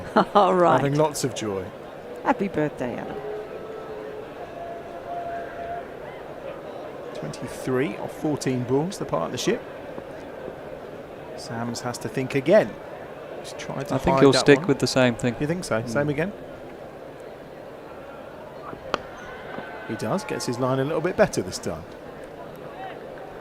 We should just ask you to predict every single delivery like that. The Nostradamus of Bears TV. I'm guessing here he's staying away from anything short just because of that boundary on the leg side. Yeah, he'll go short with his slower ball, probably, but a wide. He's trying to keep everything away from the shorter edge. You actually accept a wide rather than being tighter to the stumps and letting. But I reckon Haney will try and get across and sweep in. Bit like that. The Nostradamus. 6 more, and it brings up the 50 for Sam Hain. That's a magnificent shot, and it's all the way over the ropes. He reaches his 50. Give us some numbers on that, Aaron. Well, that is his 34th career half-century for Warwickshire County Cricket Club, and I think after this innings he may have actually doubled Ian Bell's career total for the Bears, which is absolutely staggering. He is the very embodiment of the word consistency, and the way in which he continues to shift through the gears here, it's absolutely phenomenal. Good. Slower ball and wide. Well, that's pace on, I got it wrong. Can't be right all the time. Yeah, no, exactly. 1 more to the total. 178 for 4. Hain's on to 51. Partnership 31. That's Johnny now with a chance to come to the party. 9 balls to go. I feel they will give this the kitchen sink regardless. Yeah, I think the construction site, the crane, might be in danger, hopefully. Tell you what, I was only here 2 weeks ago, and it feels like it's gone. A lot's gone up since then. Sorry, all ball. They've been reaching for it. They'll nip through for a bye. 1 more to the total. You're seeing the cleverness that everyone's been talking about with Sams at the moment. Sam Hain's feeling the heat out there a bit today. There's a couple of times he's gone down on his haunches after. Now, he shouldn't be, because he has spent an awful lot of time in Australia. He's a showman. He likes to milk it a bit. He's probably tight. He's a new dad, isn't he? I mean, well, he is, relatively new, so. Hopefully the sleepless nights are done and dusted. It's one more to the total. 180. He's gone for a few, of course, as you do at this point, but this has generally been really, really clever stuff from Sams. Yeah, he's stuck to that wide line. Yeah. Mixed his pace well. I think he'll go another slowie to Vanch. But yeah, stuck to that wide plan, which has been impressive. I actually think he's got a problem. I think it's either is it a calf, hamstring, or he's just stretching something out. He was just leaning on the umpire, then stretching something. Cramping, maybe? Dot ball. Goal. I thought Vanchani would be going for the building site. I think he went for it, just didn't make any contact. At this point, having a wander off. We've retired him out, I think. Wow. Well, that's. I hope he's okay. He's walking okay. Vanch's they've retired him to get the left-hander on strike for the short boundary. I think it's a tactical decision. I thought for a moment it was Hayne walking off. I was looking out the window. I should have been looking at my monitor. That's a tricky one. I don't mind it. Like I don't mind it when I see this happen. Just in that he was struggling to get going. You could see it was frustrating him. 6 runs off 8 balls, and they've only got a very small window here to try and really push that score along. I guess some days it just doesn't happen for you, right? It's just not happening. No, and obviously you've got the short boundary for the left-hander. So exactly. We've got Tomo, who's an experienced hitter. Give him the opportunity to hopefully smack a few of the ropes.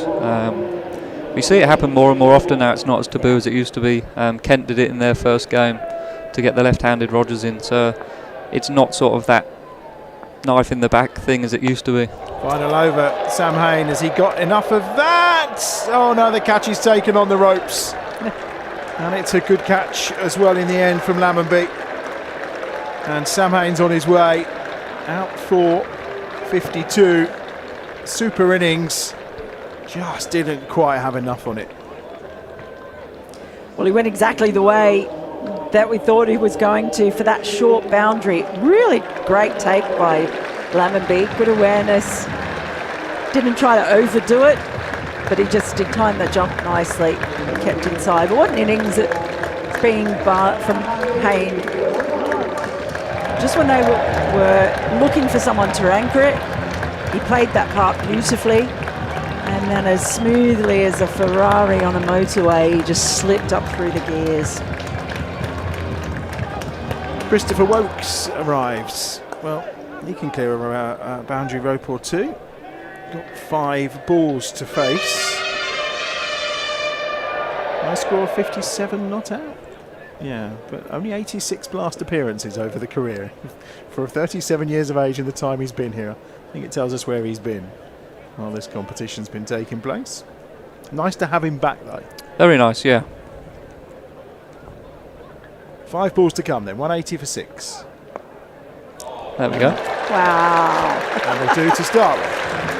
Yeah, he came on pre-season tour, which was, I guess, invaluable for us, but it was mentioned as a joke in one of our fines meetings that he missed 15 in a row of the pre-season tours. So yeah, nice to have him back. That's a beautiful shot. Just waited for it and angled the bat. Found the gap. We've always joked for years that when he can't bowl anymore, he will be a very good kind of 4 or 5 in the Warwickshire lineup, because he's got it with the bat. There's no doubt about it. I think he could have gone up the England order, to be honest, at several times. I watched him get that century at Lords. His Test century. Didn't he bat at 3 in the 50 over World Cup once for England? I'm sure he batted high up after. That would be good knowledge. Yeah. You need to turn your mic on to tell me that. He did. I think that was against the West Indies. It was at also the Oval, I think. Just to go back to the conversation about Jordan Thompson coming in, completely agree. This is completely tactical. So you look at his career so far. Jordan Thompson, 42% of his career T20 runs have come via 6s. He's hit more 6s than 4s, which he tells the lads about quite a lot. Well, they could use a few. Get through. Oh, that's 2. He'll get 2 there, yeah. That'll do. Score moves on to 187 for 6. 2 balls to go. A couple of 6s here on my 200. That'll be all right. 199. Absolutely, 200 to win. That'll do. Come on, Jordan. It does look like a really good pitch, doesn't it?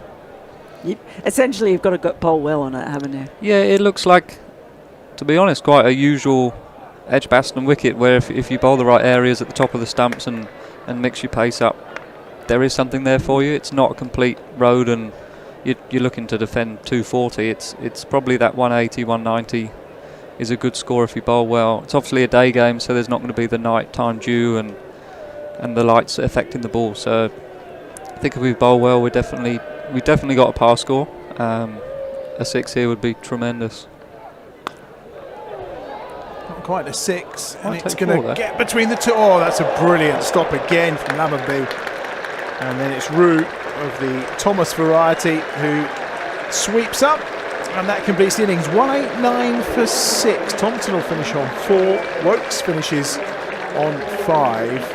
The mainstays of those innings, though, the knocks from Webster and Yates and Hayne is what's provided the real quality and the numbers for Warwickshire. They are just checking whether it did cross the boundary rope for a 4 or not. The 2 umpires just want to be satisfied with that piece of fielding. I didn't know you could do that. Well, I wasn't aware of that either, but it would appear they were. But I think they're happy. Would be the message. So 189 for 6. So 190 is going to be the target. That it all feels really competitive, doesn't it? Massively so. I mean, well, we're right up there, aren't we? That we were told by Aaron very kindly that the average first score in an innings here is 184, and the average winning score is 186. So 189. We're right in the money, aren't we? Yeah, if you like your stats, then you're probably saying we're slight favourites. Do you like your stats? Are you a stats man? Well, I guess so, more so than... Yeah, I'd say so. Yeah? I think if you asked us, do you want 189, especially after what happened at Gloucester, we would have said yes. So I think we're in a good place. Well, down here on the boundary edge, we do have Rob Yates. First of all, some nice runs there for you, mate. Yates. Yeah, it's nice to get a few away. Hopefully got enough on the board there to the bowler to bowl at. So very good start there as well. Is that a good thing there for you? Obviously, with what happened on Friday night, to come back here and post 190 there on your own deck, that must be a bit of a satisfying sort of bounce back for you. Yeah, it's obviously nice to be back home at EdgBLASTon. We've played on similar dimensions a lot through the years and had some success. So long may it continue. And obviously as well, Sam Hayne just continues to get runs there, another 50 for him. Yeah, Sam Hayne thinks that always grateful as team members. And yeah, just class to see him at his best. Let you go, field, Rob. Thank you very much indeed. Somerset need 190 from their 20 overs. They certainly do. Thank you so much to Jarlath Eaton there, chatting to Rob Yates, who played a brilliant knock at the top of the innings for the Bears to get them off to a good start. And what a knock from Sam Hayne to finish it all off and build what feels like a really strong total. I know some people have been talking about the number 200 over here. By for a second, I think 180 is plenty, especially with the bowling attack that the Bears are coming in with off the back of that really strong bowling performance. I know the batting sort of went awry, but the bowling performance against Gloucestershire a couple of nights ago was superb. And well, they'll feel really good about this. Melinda, I mean, what do you think? I mean, I think they'll go into that dugout thinking, you know what? This is a good score in front of our home crowd. We've got a good bowling attack. We'll back ourselves to take down the champions. Yeah, absolutely. I guess, I mean, George is going to tell us what it's like going in as a bowler, but to have that many, you've got something to defend essentially, and the pressure's not on you right from the start, and that must make a difference in knowing you're not going out there thinking, God, a couple of bad overs and we're done here. You've got enough behind you that you can have a bad over and still recover. So I think that's good, and they do have such a strong bowling attack. I'm very excited about seeing that the spinners in action, Taz Ali and Usman Tariq as well. They were their big wicket takers in the previous game. So, I reckon game on. And we didn't really see much in the way of spin from in the first innings as much. I think we might see a little bit more from Warwickshire perhaps. We'll definitely bowl more spin than they did. Yeah. And so, George, talk us a little bit through that mentality as well, because, like as Mel mentioned, it's probably different, right? When you're going in there with a lower total to defend, as a bowler, your mentality is slightly different. What's the difference between that and going in with what I think is a pretty good, don't you? You've got 189 to work with. You're feeling differently, I imagine, as you're running in. Yeah, I guess it gives you that the freedom and a little bit more of a buffer to know that, as Mel said, that if you have a bad over or so, you can come back from it. But at the same time, the stats suggest that it's not a hugely above par total, so you know you're going to have to bowl well as well. I think the wicket showed that if you hold the top of the stumps with the new ball, there's a bit there. Craig Overton definitely got a bit of movement. And then I think Usman, the matchups with Usman and how they play Usman will be interesting to see. Yeah, we're looking forward to seeing Usman. But let me say, George, it's been a pleasure to have you here with us. Thank you very much. On Bears TV.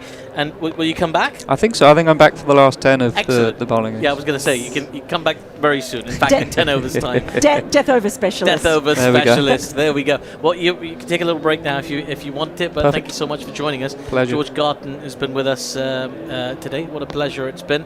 And Melinda, I mean, it's fascinating, isn't it? Just to get that, as you say, death over specialist, to get that insight as well into the mentality of a fast bowler as well. Because you kind of think, oh, you have a plan, you just go and execute your plan, but your plan changes based on what you've done in the first innings. Yeah, but I mean, also what I really loved about sitting next to George, I'd love to sit next to him all the way through, was just the way he was automatically thinking with the bowler's brain of what the batters are going to do every single ball, and the bowler, just that ability to really get inside the heads. I kind of love sitting next to someone and hearing that explanation. And he likes his data as well, doesn't he? He's a data and stats guy. I know Aaron was enjoying that, nodding along. That was a fun session for you. It was fantastic and completely echo the sentiment of Mel there. It's so interesting, isn't it, to have that insight from the professional players and just the reading of the game, looking at those different insights, the different tactics. It's great to hear that as a fan of the sport. Yeah. And sorry, go on. No, I just love it. I was agreeing. Yeah. Absolutely love it. Oh, right, sorry. Yeah, fair enough.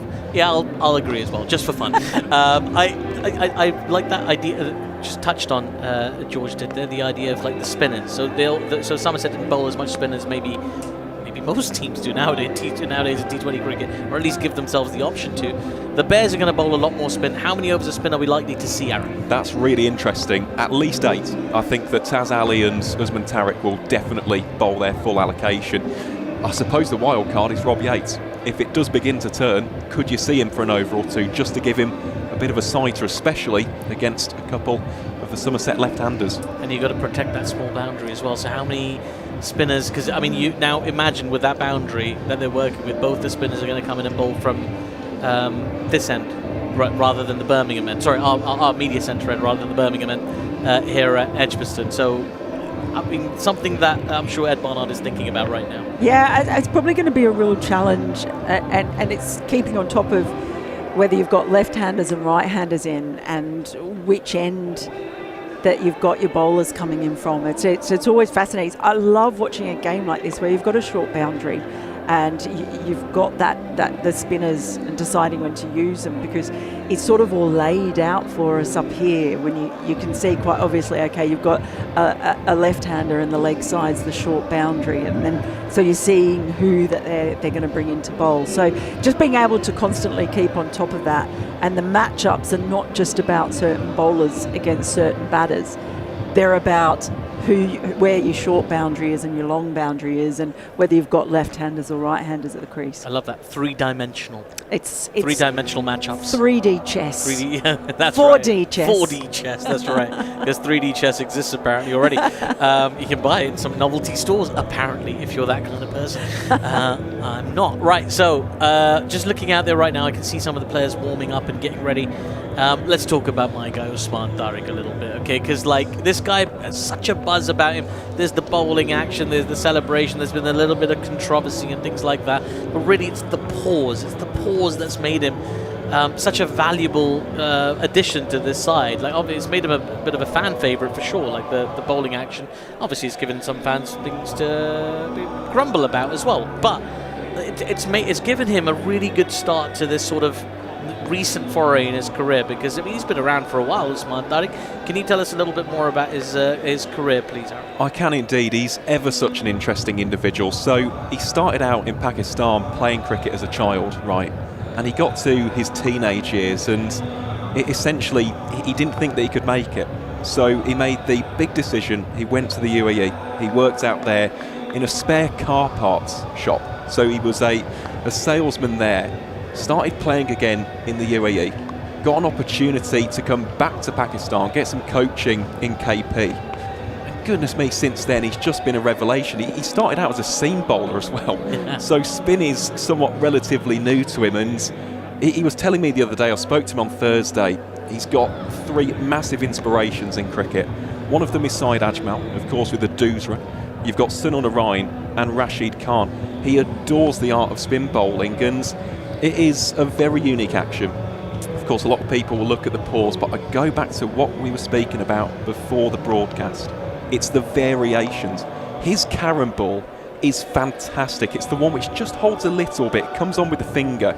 It's just flicked off the middle finger itself and careers back into the stumps. He's got a wrong gun, he's got a slider. He's also been working on a bit of a seam-up delivery just to shape it away from the right-handers. So that could definitely come into the equation today with the short boundary. It's just exciting. It's also the release points that he varies, and that's the other big thing, because at times, you see the Malinga type. He's almost like a spinning Malinga. Yeah. And then other times he's very tall, so it's interesting. You often see spinners try to actually maximise their height with high release points, but he can do all of that. He's got such a range of that. So it's one thing to keep an eye on as well, is just where he's releasing the ball from. He must be an absolute nightmare to face as a batter. Like, just think about, you don't know where he's going to release the ball from. There is the pause, so there's that. I know a lot of the batters dislike the pause as much as they dislike other things about his action. They find that really difficult. And then you've got the different deliveries as they come out of the hand. So very difficult bowler. There's nothing more exciting than mystery spinner. Mystery. Love a bit of mystery. He's out there now with his teammates. They've just been huddled up. The Bears, they've got 189 runs to defend, and well, let's see if they can pull it off and send the crowd home happy. There's been 3 Bears matches so far this year's T20 Blast, 2 women's and 1 men's, and they've all been lost so far. Is this the game where all that turns around? Let's wait and see. Melinda, I'm going to leave you here on commentary, and you're going to be joined by Adam Bridge. Thank you very much, Atif. Yeah, Taz Ali, while we're talking about Tariq, don't forget about that young man either, because he has started like a bull out of the gate in this men's Vitality Blast. But let's just give a moment to this fella. Wonderful to see Chris Woakes back here bowling. I'm sure he's had a good week. His beloved Aston Villa doing the business. And how is it to have someone like Chris Woakes? We talk about the spin and how valuable it is, but having the experience of Chris Woakes come out and open the bowling, it ain't too bad.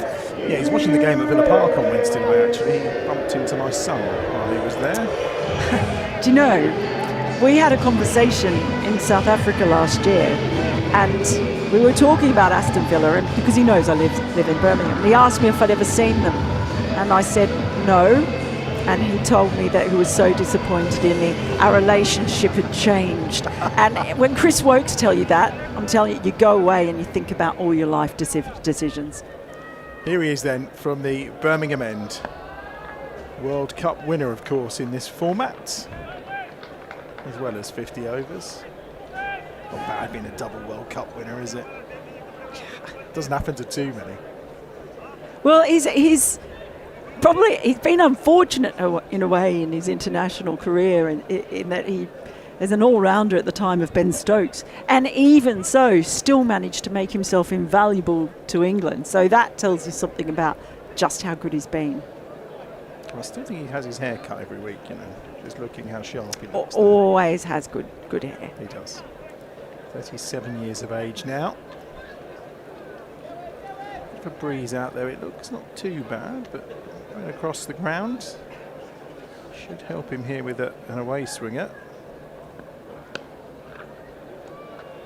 It's going to go beyond the ropes. It was a terrific effort to try and get there from Vanchjani. Couldn't quite stop it though. And Smeed is off the mark. Yeah, both Smeed and Banton looked really good. That was beautifully played shot. He just waited on it just a touch. And that was enough. Too many Toms and Thomases in this Somerset. Seriously. And 2 Lewises as well. Like, that's... Get some creativity in your names. I'm just pleased there's no Cola Cabinor today. Another Tom who just, again, overcomplicated things. Has there ever been a team in this country or anywhere that has had so many players with the same name? No. I don't think there has, actually, to be fair. And I think then you also count Josh Thomas, because that's another Thomas in the squad. Ridiculous. One of them's got to be a Tomo, surely. Well, Josh Thomas must be a Tomo. Oh, that's up in the air. Now, the question is, can a fielder get underneath it? Or is it going to land safe? Oh, it's landed safe, and it may cross the ropes. No, it's a brilliant stop. In the end, he just about got there to cut it off to Jordan Thompson. I tell you what, though, full credit to Alex Davies. He's actually run to the boundary. My God, that's some effort. But it was up there a long time, wasn't it? Yeah, it was. In the air for an age. Look at that. He knew he wasn't going to get there, but when you're running with the pads as well, it's never easy. I know. That's why I'm so impressed with that effort. Brilliant stop there, though, on the boundary, preventing the ball crossing. 2 more to Will Smeed. He was good on Friday night. 59 he got against Hampshire in real quick time. Got them off to a fast start, Somerset, as he always does, and he's cut that away for 4 more. It was an interesting effort by Rob Yates. I think it was probably maybe 2 Rob Yateses would have been able to stop it, but not quite one. No, he looks in really good touch, doesn't he? Getting the opportunity. He had to reach for that one a little bit, but he just got underneath it enough to lift it over the infield. And that was all she wrote.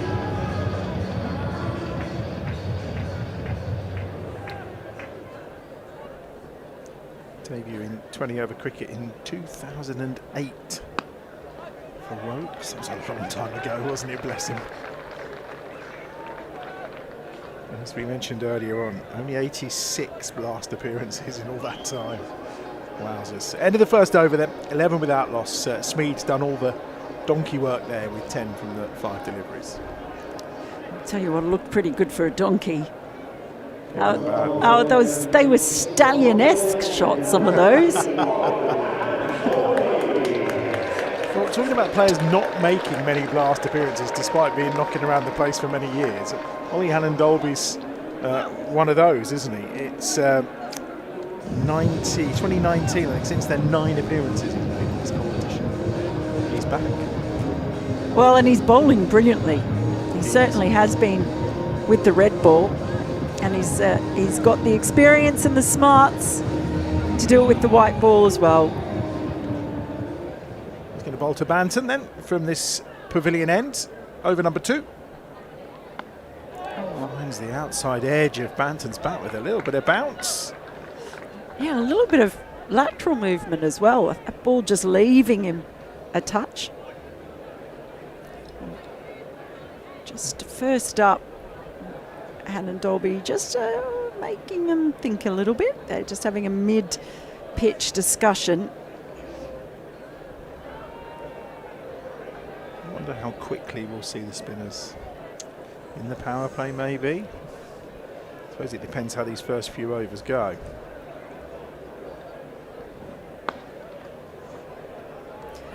We didn't see Ollie Hannon-Dolby bat today. And I know someone who's going to be really happy about that. Ollie Hannon-Dolby? No. Oh. No, not at all. George DeBell, okay. My colleague at the Cricketer, because he is sponsoring him £1 for every ball he faces this season.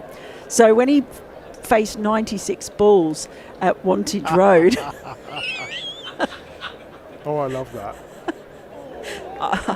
I got a message from him saying he's going to destroy me. No good deed goes unpunished, because it's all going to charity. It's all going to the Professional Cricketers Trust. But so OHD, he's doughty, and isn't he? And solid when he's batting. Oh, yeah. He won't give up. His T20 best is 14 not out, I think. But that was off about 57, was it? No? Well, he's pulled away this time, and that's gone all the way. No, just inside. And Johnny gives the signal of the 4. It's well picked up by Banton. Yeah, if you're going to bowl short at that pace, it's got to be right on the money, and that one, just a little bit too straight and just sat up nicely. But it was also very well played. Picked it up early. Was that 14 in the quarter-final against Essex? Or, yeah, I thought so. That wasn't a quarter-final that Warwickshire... sorry. It was another one of those. Unfortunately so. Good over this, though. Just 6 off it so far. Yeah, I'd love to close it out. Another of the new dad brigade in this Warwickshire side, isn't it? Yeah, I met his new... No, I met he's got a toddler as well, right? Or, no, he had the new one. Sam Hain had the new one. And Ollie had the toddler. They both had new ones. That must have been what it is. I saw both the new ones in the corridor.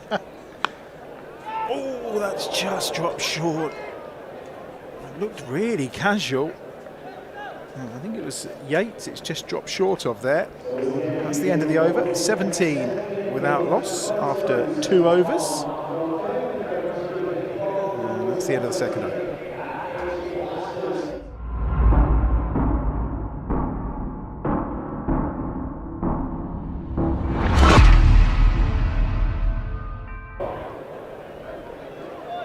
We're going to get a second over from Chris Wokes at the far end. It's his best T20 bowling, is it? It was for the Bears, wasn't it? Not for England. It is. I'll tell you after this next delivery. A familiar run and gait as he bowls this time to Banton. On the money. Yeah, getting that away movement as well that you're expecting to the right-hander. Go on then. Well, I did just want to give it a little bit of a build-up because... Oh, okay, sorry. Should we get the drum kit in? No? Maybe, but you can probably guess who it was against, actually, now that I've spoiled the surprise of that. Yeah, it came in June 2008 at Taunton against Somerset, 4 for 21 for the Wizard. Oh, struck him on the pad there. No real appeal, just more of an ooh. Well, from just all of us, actually. Yeah, for me, mostly for me. Well, just it would have surely gone down leg side, but it's interesting, isn't it? Because you think back to when England won the 50 over World Cup, and there was so much made of what Jofra Archer did, and obviously Butler and Stokes with throughout that campaign, the job he did in those opening kind of 14 overs with his kind of 6 or 7 was just phenomenal, and so often it set up those victories for England. Well, his new ball spell against Australia in that semi-final here at EdgBLASTon got Australia to 14 for 3. You know, he was. And the other one I think is always often overlooked a bit from that campaign is Liam Plunkett. Yeah. With his cross seamers in the middle overs. So, yeah, Chris Wokes part of an all-round brilliant 50-over team that lifted the World Cup. My goodness, wasn't that as something else? Sometimes you just find a balance, don't you? And you just have the right elements. It's a bit like when you think back, and I'm sorry to bring up all these times England beat Australia, but when you go back to 2005, that's okay. and when they suddenly found that balance of the bowling attack and Simon Jones and Ashley Giles doing his thing, you just literally find the perfect set of players, don't you? Yeah, look, there's Bo Webster who played in the final Ashes Test in Sydney recently. I don't think that was you lot having having a perfect set of players. I think it was more to do with our tardiness, to be honest with you. It's another good ball right on the money from Wokes. I always have to point out I am a dual citizen, you know. I know. So you have a foot in both camps? I do have a foot in both camps. and you choose which side you're going to hop depending on the results. I'm always a winner. Better over this from Warwickshire. How many came off the first one? Was it 11? 11. No. Yeah, so just 2 off this over so far. This is more like it. From the Wizard.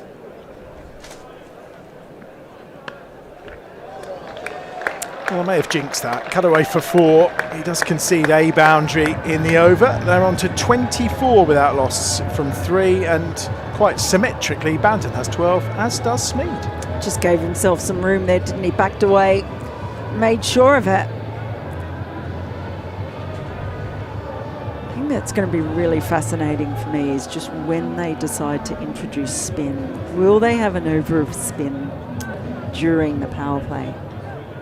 We're so used to, for so many years, seeing them throw the ball to either Danny Briggs or somebody to bowl that over, or get Mouse on at this point to dart 6 balls in at someone's feet at high speed and the odd bouncer.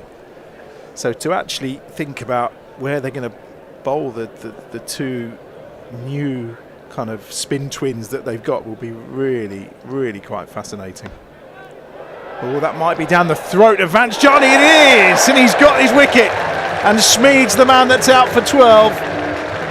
Ollie Hannon-Dolby strikes. And 24 for 1 for Somerset. Smeed's on his way. Well, it was a long boundary, and he just tried to lift Hannon-Dolby, but didn't get quite enough on it. It was there for the taking.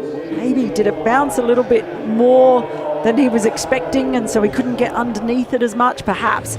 But the result is a delighted OHD and a whole bunch of delighted Bears fans. Is that all part of, again, taking on the kind of big boundary, taking that chance, and you kind of pay the price for it, don't you? Yeah, you do. I do wonder if it's, I don't know if it's sticking in the pitch at all. The ball looks like it's coming on quite true. So I may have just kicked up a little bit more, so he just wasn't able to get as much on it as he thought he was going to be able to. Anyway. James Root is coming in at 3. So he's coming in because wasn't Thomas Rue was listed. They batted this way around on Friday. Yeah. You kind of wondered maybe the way the run chase was going, that was what they felt, but they feel that obviously James Rue at 3 is maybe the way forward for Somerset. Yeah, maybe. Either one. No matter which one's batting, they're pretty fun to watch. Unbeaten 47 he got on Friday. Very watchful and respectful to Hannon-Dolby's first delivery. But you still have time in T20, don't you? So you still have a couple of balls to get in. 24 for 1.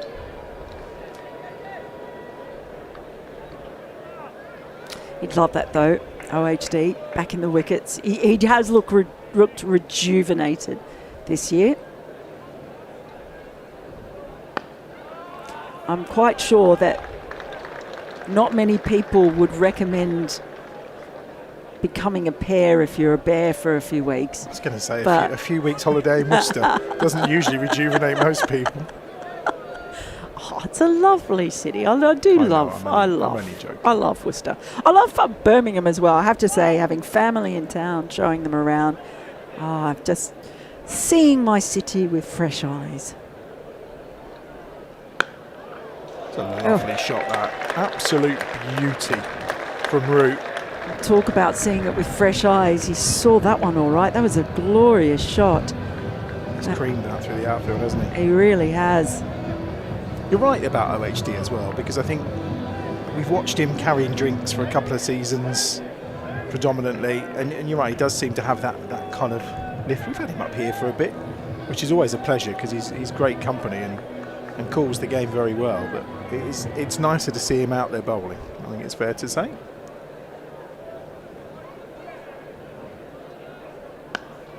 Slower ball, and it's dispatched for 6. Short boundary, well spotted by Root, and he's took the opportunity. And this suddenly becomes, although they lost a wicket, a very good over for Somerset. Yeah, he's seeing it. It's you're right. I think in the seeing it, he's just anticipated that as well. He's playing deep, waited for it, and just picked up the slower ball. I mean, that may be one of the reasons they sent Rue in, just to get the left-hander out there to take advantage maybe of that short boundary as well. Oh, he's been beaten this time. Good response from OHD. 4 overs gone, 34 for 1. Obviously, they require 190 to win, so another 156 runs required. Now, Thompson maybe, we'll see at the far end. I think so, it's going to be Jordan Thompson. Yeah, so one more there. So now I'm just wondering if next over we might see a sneaky over of spin. Just maybe. And 2 overs of OHD. I reckon they might want to keep him up their sleeves, perhaps for later. I think unless someone's having an exceptional spell, I always think the third over is the risky one, isn't it? It is. They've had a good look at him by that stage. Here's Thompson, and dispatched for 4 by Banton, effortlessly. Yeah, it was, wasn't it? These two look like they want to get on with it now. A slightly slower start, believe it or not. Mostly courtesy of that Rob Yates bonkers third over when he got 20 off it. But 34 for 1 after 4 overs. And the Bears were 40 for 1. So I'm sure they'd love to get ahead of it. A little bit shorter that time from Thompson. Thought that first ball was... It's kind of a loosener, wasn't it? It was right in the slot. It was almost perfect for Banton. 99 wickets he's got in the Blast, chasing down 100. He's got a really good kind of strike rating record in terms of wicket taking, hasn't he? He has, yeah, but that's predominantly where he's bowling. He's a top and tail bowler, especially towards the death. It's an effort ball too. Here you can hear him grunting. Put everything into that, but it was a good delivery as well. It was just right in the money. 38 for 1, midway through over 5. So it was a good power play for the Bears. Yeah, 51 for 1 they were at the end of the power play. Winning the power play would be the first step of the day. Particularly against this side. That's a really clever slower ball. Well disguised as well, wasn't it? Do you know what? He grunted. Is that the clue? He grunted the previous one was the effort ball with a grunt, and he's just grunted there. I think that's part of the disguise because the ball just floated. It's like he made a noise as if he'd put everything into that. We will keep an eye out for the grunting. Or keep an ear out. An ear out, yeah, indeed. It's a very clever slower ball.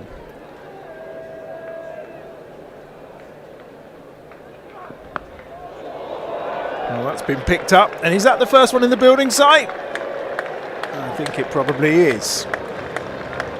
Effortless from Banton. Yeah, that short boundary when you've got the left-hander in the right position. It might take a hammering. I think Martin Saggers has just... we've got new balls coming out. We've already said we're going to need a ball. I'm not being funny. With the building site, surely they would have just had some... you almost like stick one in your pocket because at some point you're going to need it, aren't you? Well, just imagine, what if there's wet cement out there? At some point you could see there could be balls encased within the building. How unique could that be? Yeah. Tell you what, there's good pace there from the umpires. Yeah, running back out there. You'd be saying long sleeves and all.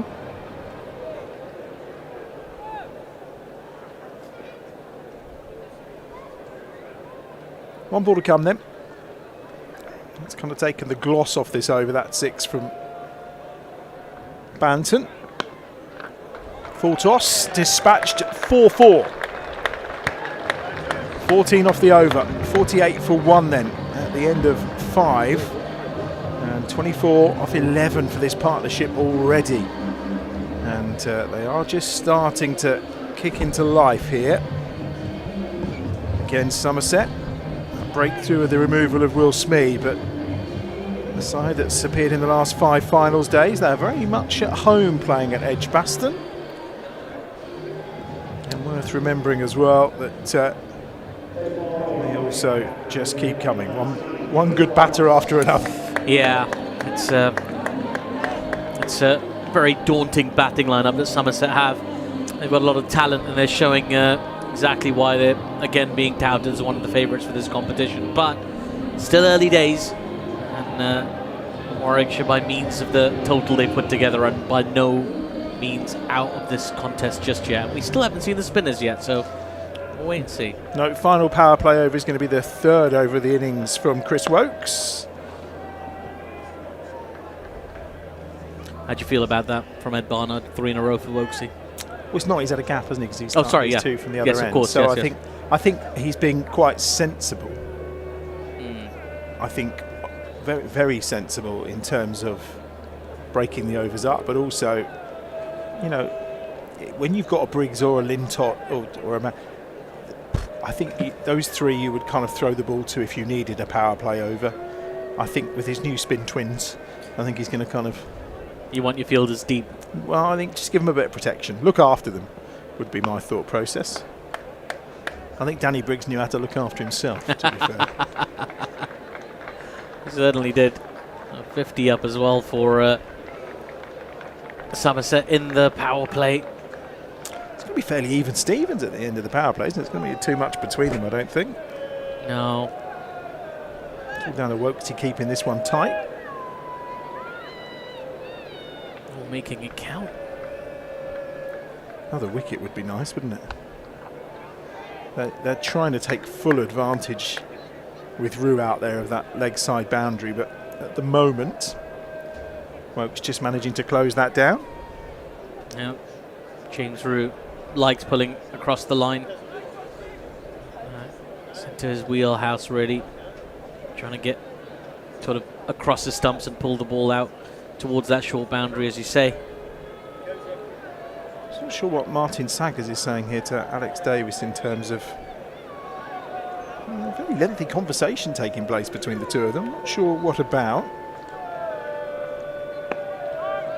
Maybe I almost got the impression he was telling Davo to hurry up, but I'm not sure it's his place to really tell Davo to hurry up. Maybe he misses him as captain.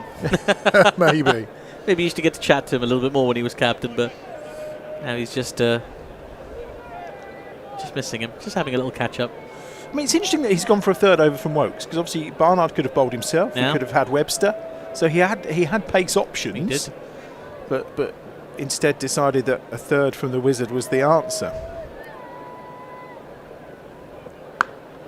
Yeah, because he's managed to keep it somewhat tight as Chris Woakes, and you understand what the appeal is, but you also think about the value of those Chris Woakes overs deep in the innings towards the death. An experienced bowler like him, a bowler with the gravitas that he has.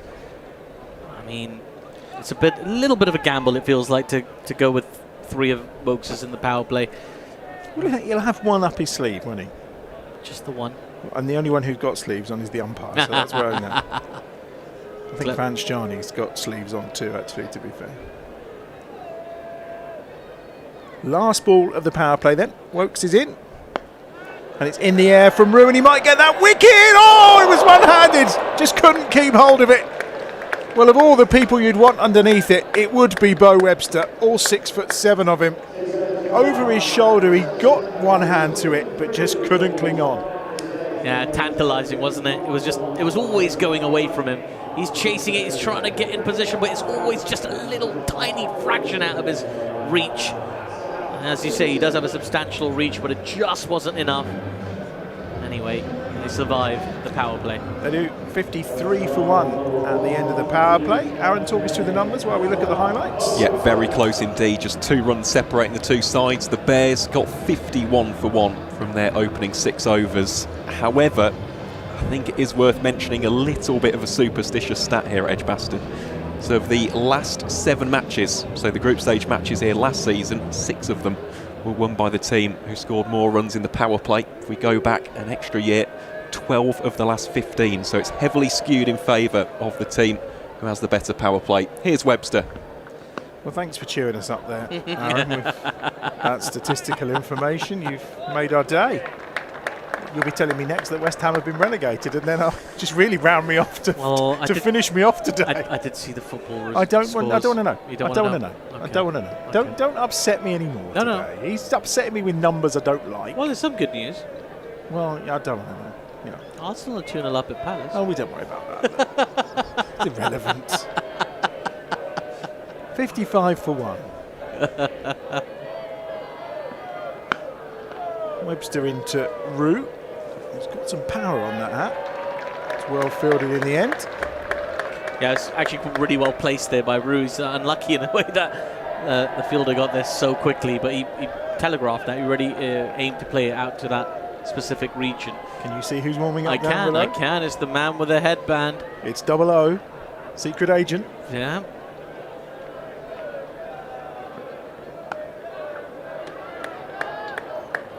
Short and wide, not quite punished in the manner that I thought Banton would try, or Rue would try to punish that in the end. Would you be tempted to go with Taz before Tariq? I think they're both absolute potent weapons. So you could go one or the other, but I mean, I feel like Tariq's your sort of your big marquee name, the one that people are prepping for, and Taz sort of comes in under the radar. You could throw a little. I don't know. Outside edge. Didn't quite get down quickly enough to cut that one off. Did Tariq? Yeah, short third is a tricky position. Ball's going to be flying in your direction, especially when you're warming up to get ready for the next ball. You might. I mean, he's not quite Bo Webster tall, is he? But he's quite tall. Smart Tariq, yeah, tall man. Always handy for a spinner. 62 for 1. But Webster's in a league of his own, a big man, isn't he? It's cut away well. It's going to be stopped on the boundary ropes by an excellent piece of fielding by Vanchjani again. She's looking at Bo Webster run into bowl, and he just looks so aggressive, doesn't he? He looks like fearsome as he's walking in, so intimidating as he's running, and then he hurls the ball towards the batter. It feels like he's hurling a weapon of some sorts. There's a violence to the way he bowls that I quite like. Just watch him hurl the ball. Ugh. It's a nice shot that. Johnny's not going to get there. Banton crushes it away to the boundary for 4. He moves on to 38. Somerset, after 7 overs, are on to 68 for 1.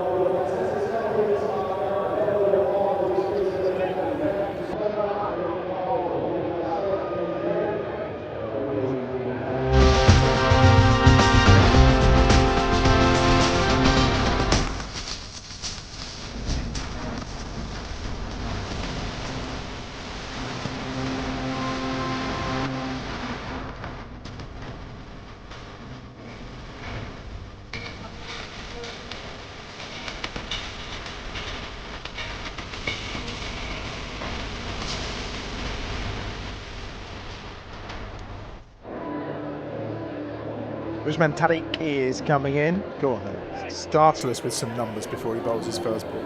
So he's got 91 career T20 wickets as Usman Tariq in 61 appearances, and you may be interested to know this is his first time bowling in the UK, full stop, in 2026. Of course, has got franchise experience in Pakistan, the UAE. He's played in the CPL for the Trinbago Knight Riders.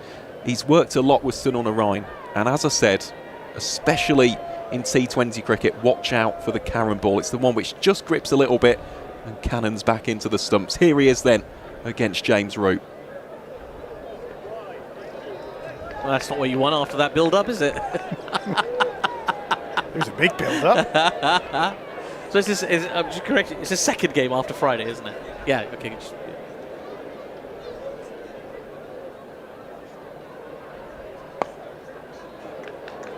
Yeah, bowling to his field. It's that moment of hesitation, isn't it? Like, I don't want to denigrate him at all, but there is an element of him. You know those club cricketers who throw the ball up, like who bowl moon balls?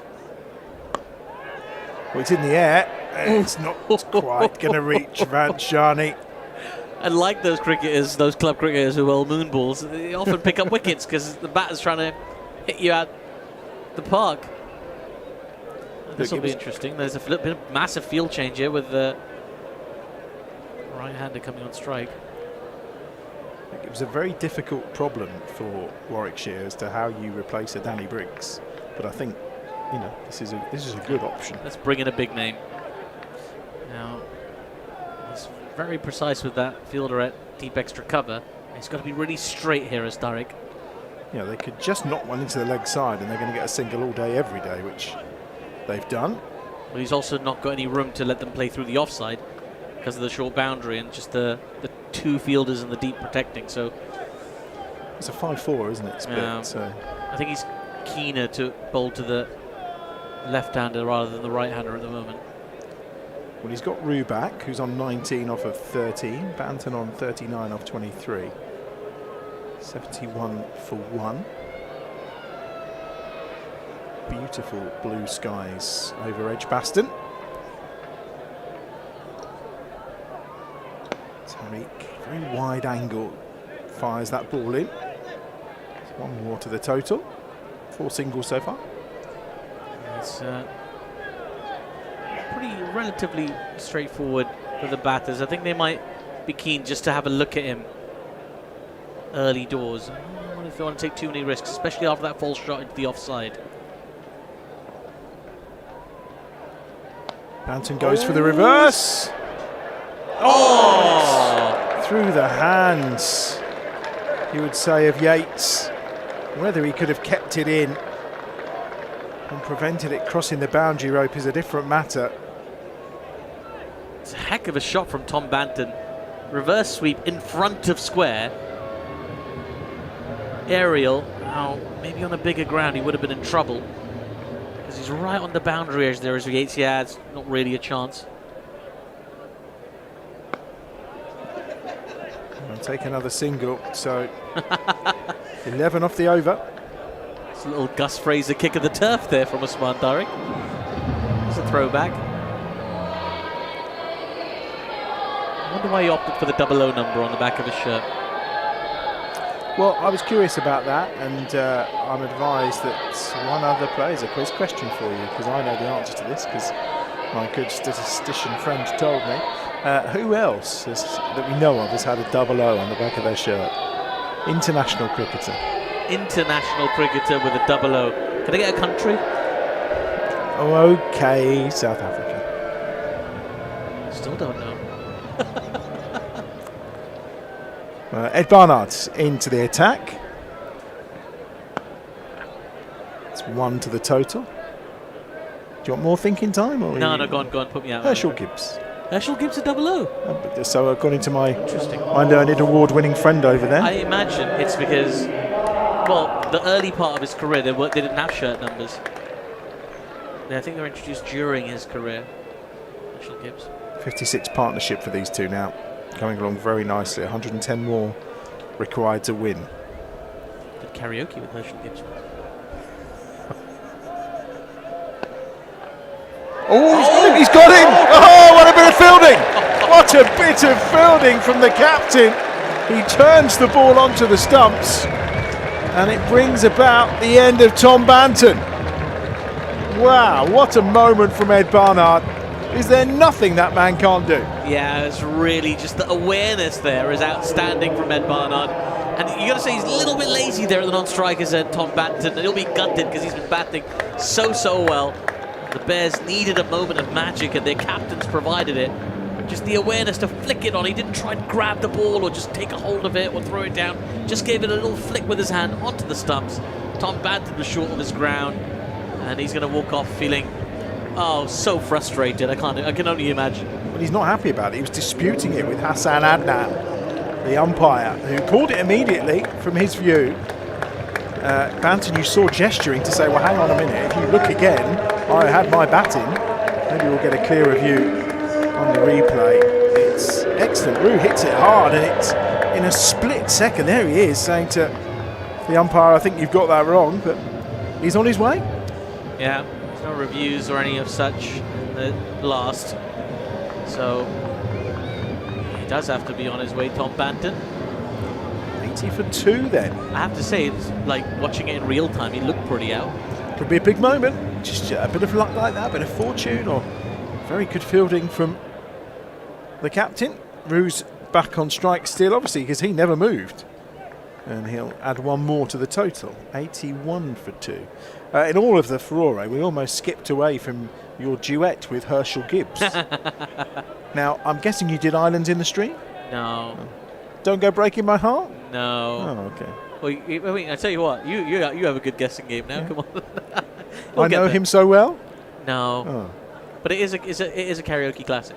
The song in question. But not a duet, as in. It's not a duet. We sang it together, but it's not a duet.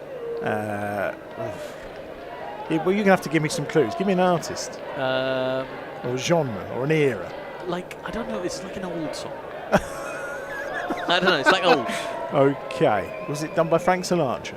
No, but you're sort of close. Is it swing? I think so. Okay. One more to the total. You hear it in adverts and things like that all the time. Okay, bored now. You want me to tell you what it is? Oh, it's Frankie Valli and the Four Seasons? Is that what it's called? What am I? No, I Love You, Baby. Oh, okay. Yeah, that one. Well, it could be anyone. That could.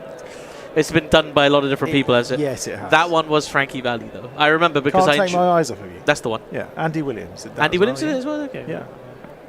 I don't know. I was more into doing it with Herschel Gibbs, to be honest. All right. I mean, I won't even ask how that came about. Do you want me to tell you? Yeah, obviously. That's the end of the over. 84 for 2. It was at this like fundraising dinner thing for the Chris Gale Foundation. Oh, okay. And yeah, Herschel Gibbs was there. He may have had a couple of beverages. He was enjoying himself. I was sitting at his table. I was trying to have a conversation with another couple of cricketers. I'm not going to name drop. A couple of cricketers were having a conversation, and Herschel Gibbs insisted that I join him. Okay. And I did. And we had a great time. Here comes Taz Ali. 84 for 2. Funnily enough, the crowd's doing karaoke right now to Hey Jude by the Beatles. Do you think James Rue hears it to his name? Yeah, maybe. James Rue. Yeah, he's got it. It works. Now, this is a tricky little spell for Tom Abel. He's come in, and it's a little bit wobbly here for Somerset, isn't it? Well, it's a big moment, this, for I think, Warwickshire. Taz Ali, we saw what he could do against Gloucester. What can he do today? No pressure, but when you take 4 wickets on your debut, there's a little bit of pressure. There's a little bit of expectation there at that point, isn't there? It's not that difficult second album that you and Herschel Gibbs were pulling. The sophomore effort is always harder. Mind you, his first ball was bang on the money there from Taz Ali. If I had any critique, I'd say maybe give it a little bit more air, but not offline and not a full toss. Andrew reverses all the way for 4. Really nice shot from the left-hander.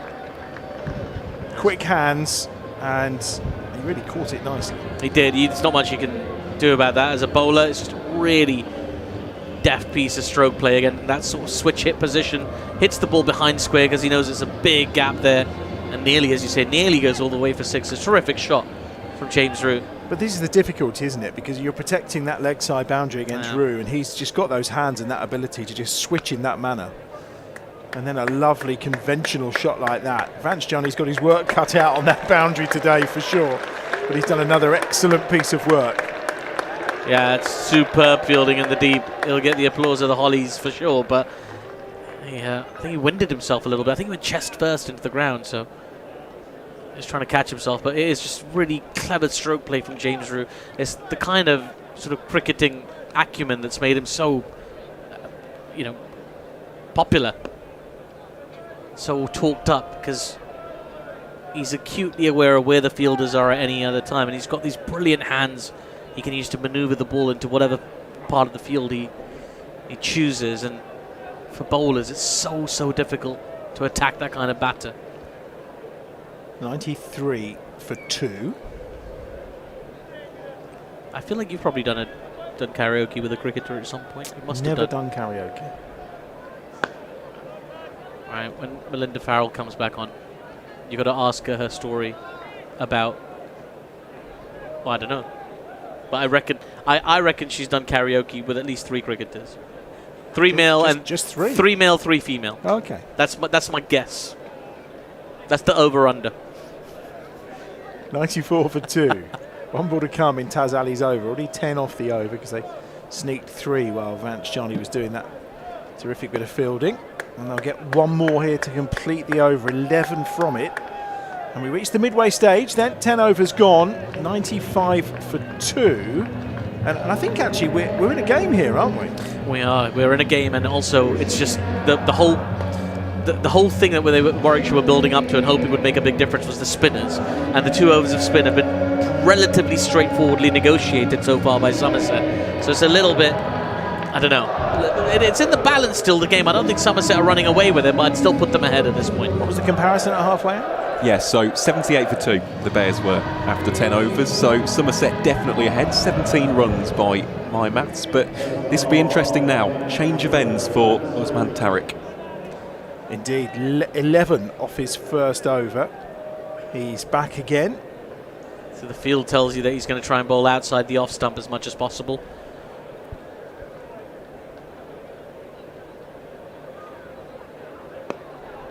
And that's what he does. Reaching for that Abel. First blast of Sweet Caroline of the day there, I think. Everyone's looking a little pink in the lower part of the hollies, I think it's fair to say. They've enjoyed the sun out there. Have you been outside? Is it warm, hot? Yeah, it's very warm outside, yeah, extremely. I feel like I'm in an artificial environment. Yeah, I know, it's weird. It is weird when you come back in here and you sit for 10 minutes thinking about putting my jumper on.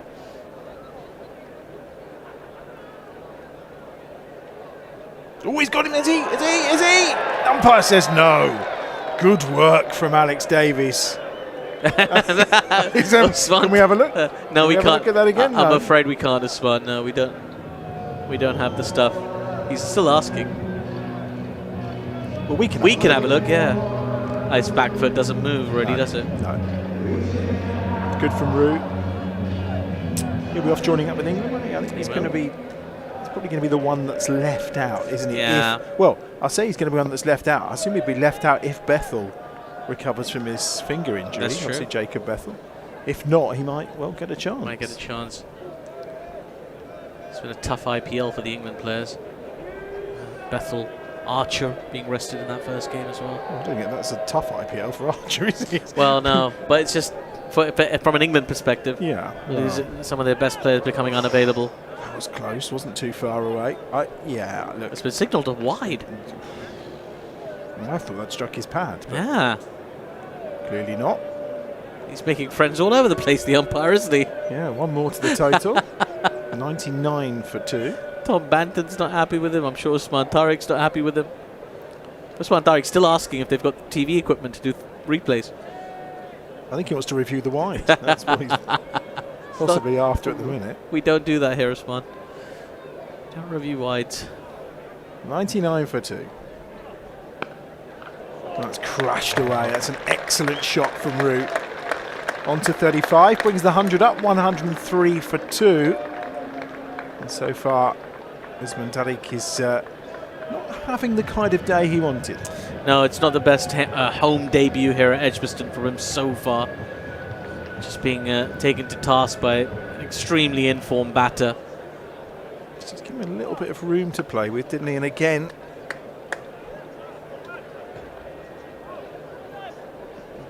signal. I'll get Abel back on strike. You get the feeling he'd rather be bowling at Abel, the right-hander at this point. 104 for 2.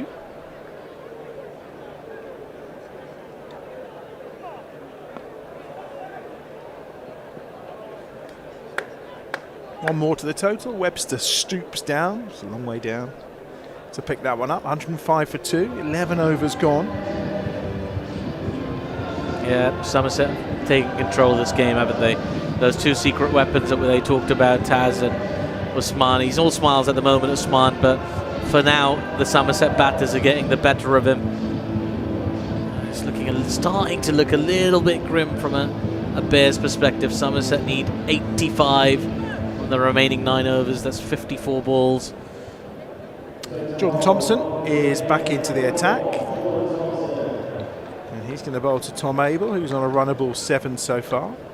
Partnership of 25, so again the hard work being done by James Rue to date. Wide ball from Thompson to start. Not really what the doctor ordered. Thanks for joining us on the stream today. Don't forget to click on the likes as well. You can put your comments in the chat as well if you want to.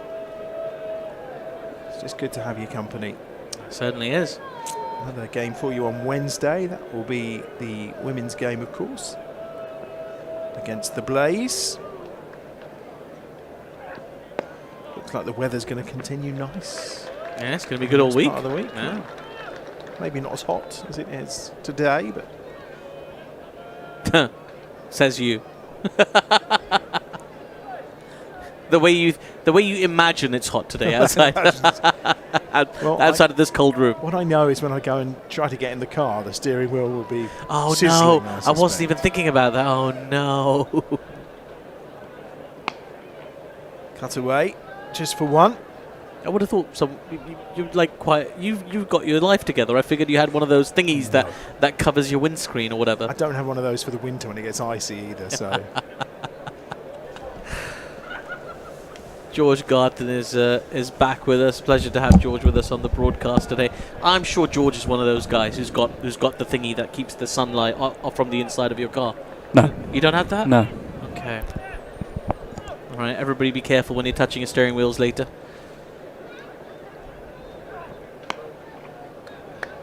They're just ticking along quite easily at the moment. Somerset struggling to put pressure on at the moment. The Bears. There's always a release shot. Even with the spinners, they haven't been able to be as threatening as I would have hoped. A few questions now for Ed Barnard to answer. Where does he turn to next? I'd like to see a review of that stumping from Davo. Yeah? He looked quite confident about that one. He did. He wanted to see a replay. Oh, he was signalling for it for a bunch of times, wasn't he?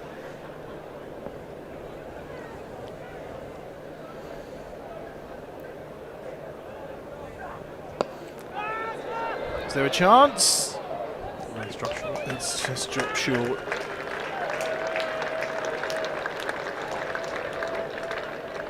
Just one more to the total. 109 for 2.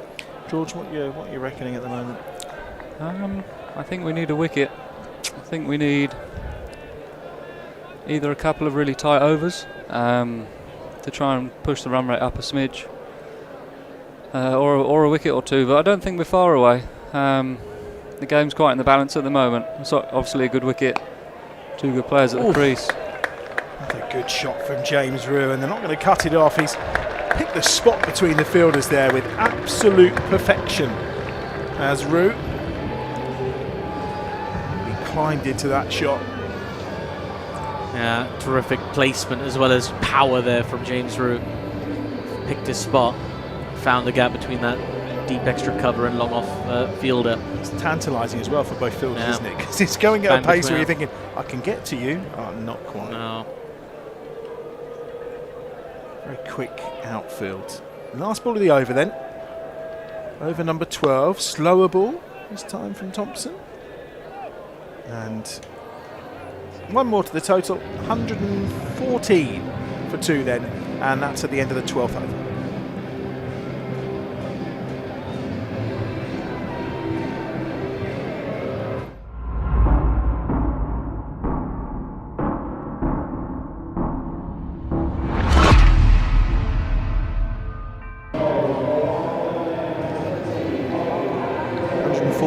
For 2 then. George Garton back with us, as you can see. And I'm told that the likes are about 1,200, which is pretty good. But we want more. Do you reckon we can get to 2,000? Well, is that the challenge? We've put George Garton. George is here. Come on. George is on Don't screen. make us look bad in front of George. Come on. Thumbs up. Yeah. George is here. Thumbs up. Absolutely. Get us to 2K likes. 2K likes will be good.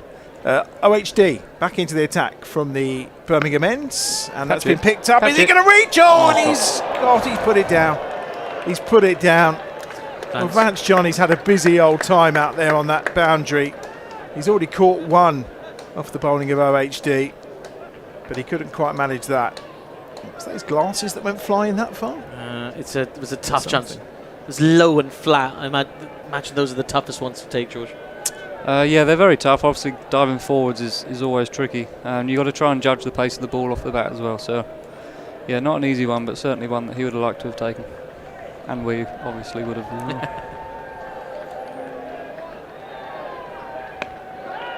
Chance up in the air as well, and I think that's going to land safe too, isn't it?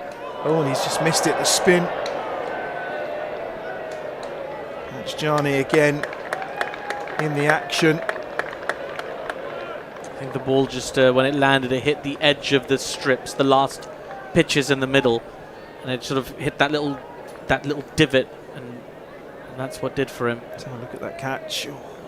They're always difficult, George, aren't they? You can give us a better insight on that. Yeah, they're one of the tougher ones to take, I think. He's looking into the sun. And you don't get a lot of cues. Oh, into the gap for 4, look at that. Oof. A terrific shot, and it brings the 50 up, does that for Rue? It's just on to 47. He's absolutely flying 47 off 29. The thing about those catches, just going back to that drop, is like it looks worse for how well you do. So if you've managed to get yourself in the right position and get yourself to the ball and you still put it down, it looks even like you should have taken it even more. Shorter ball. Ooh. Yeah, and he's done a lot of things right. He's off the rope quite a way. He's running, he's attacked it. We always say that if you're going for things and it doesn't work out, so be it, you've taken the positive option and gone for it. So as annoying as it is, you'd much rather they go for catches than sit off and it's one and you go, oh, I could have got it, but you get criticised more for that, don't you, actually, if you don't kind of make the effort. 1-2-2 for 2. 2 balls to come in over 13. 68 more required to win. Rue makes some room for himself, and again OHD slower ball bouncer this time. If you've got any questions as well for George, you can pop them in the chat underneath on the live stream, of course, and we'll ask them while he's here with us. Anything you want to know, I'm more than happy to ask the question. He might not want to answer. we can pose it to him on your behalf. 1 ball to come in over 13.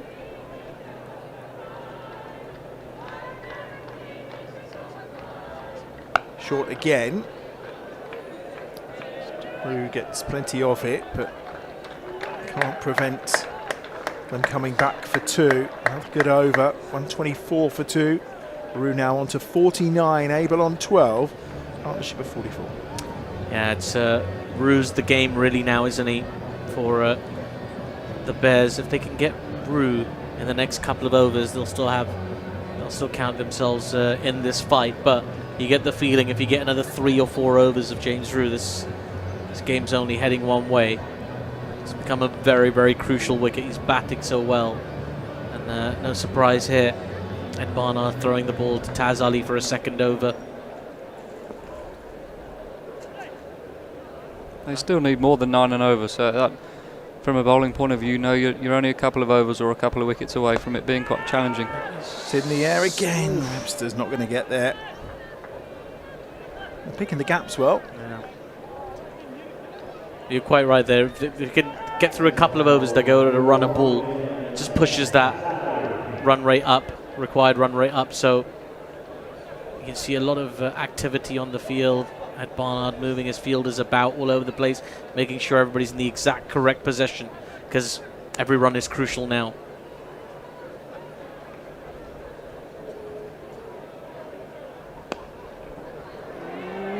Just over. Can reach the ropes as well. And that's the 50 for James Rue. Off 33 balls. Moves on to 53. Very good innings from a very good batsman. Yeah, he's played superbly. He's timed the ball so well, placed the ball so well. It's been a hallmark of his innings here. And every time there's been a little bit of pressure, it's never been too long a sequence without a boundary in this innings. And a little bit of luck as well. And lots of luck to go along with it, yeah. Well, sometimes it's a day. James Rue's enjoying his fortune at the moment. 57 off 34. Bears desperately trying to break this partnership. It's James Rue they want. Still not out of this contest yet, but Somerset definitely in the ascendancy at the moment. 57 required off of 39 balls. 1-3-3 for 2.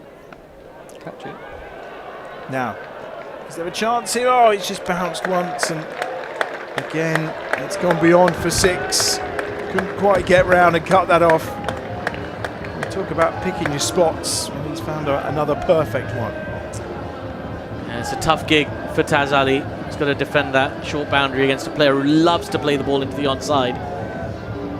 It shows you how small that boundary is because he's got nowhere near the middle of the bat there, and yeah. It still went comfortably over. Wilkes and Thompson were the two converging. Strike rate not too far shy of 200 at the moment from Root. 51 more required. Oof. Then it's just brutal power down the ground for 4. And he moves on to 67. And just 47 required from 37. Taz Ali had a terrific debut with the ball a couple of days ago against Gloucestershire. Picked up a 4-fer. Looked very threatening, very impressive. A lot of people have been talking him up based on his performances in the Under-19s World Cup and the One Day Cup. Today he's learning a different kind of lesson. Sometimes you come up against a batter who's found a touch, and it's very hard to find answers. His captain's going to go over and talk to him. What's he saying to him right now, George? He'd probably just be giving him a little tap on the back and saying, look, everyone goes through it, but just try and bowl your best ball, keep competing. Tazzy's a great competitor anyway, so and got great skill, so it's just be backing him up and saying that, look, no worries, make sure the next ball is as good as you got. Yeah. It's something we speak about in T20s, is when you're under the pump and you feel deeply under pressure, it happens so quickly and it feels so consuming. But actually, if you take a positive option for 2 balls, 3 balls, whether you're bowling or batting, you can massively swing momentum. If you take 2 wickets and 2 balls, if you're under the pump and you hit 2 boundaries or 3 boundaries, suddenly the whole over and the whole atmosphere feels different. So I'm sure Barney was just reassuring Tazzy that, look, everything can change within a couple of balls, so keep being positive. This is the chance that's required. It's in the air again, but once more it's just between the 2 fielders, Yates and Webster. It's 4 more to the total. 72 now for James Rew, 148 for 2, and it's now 42 or 35. Just placement again from James Rew.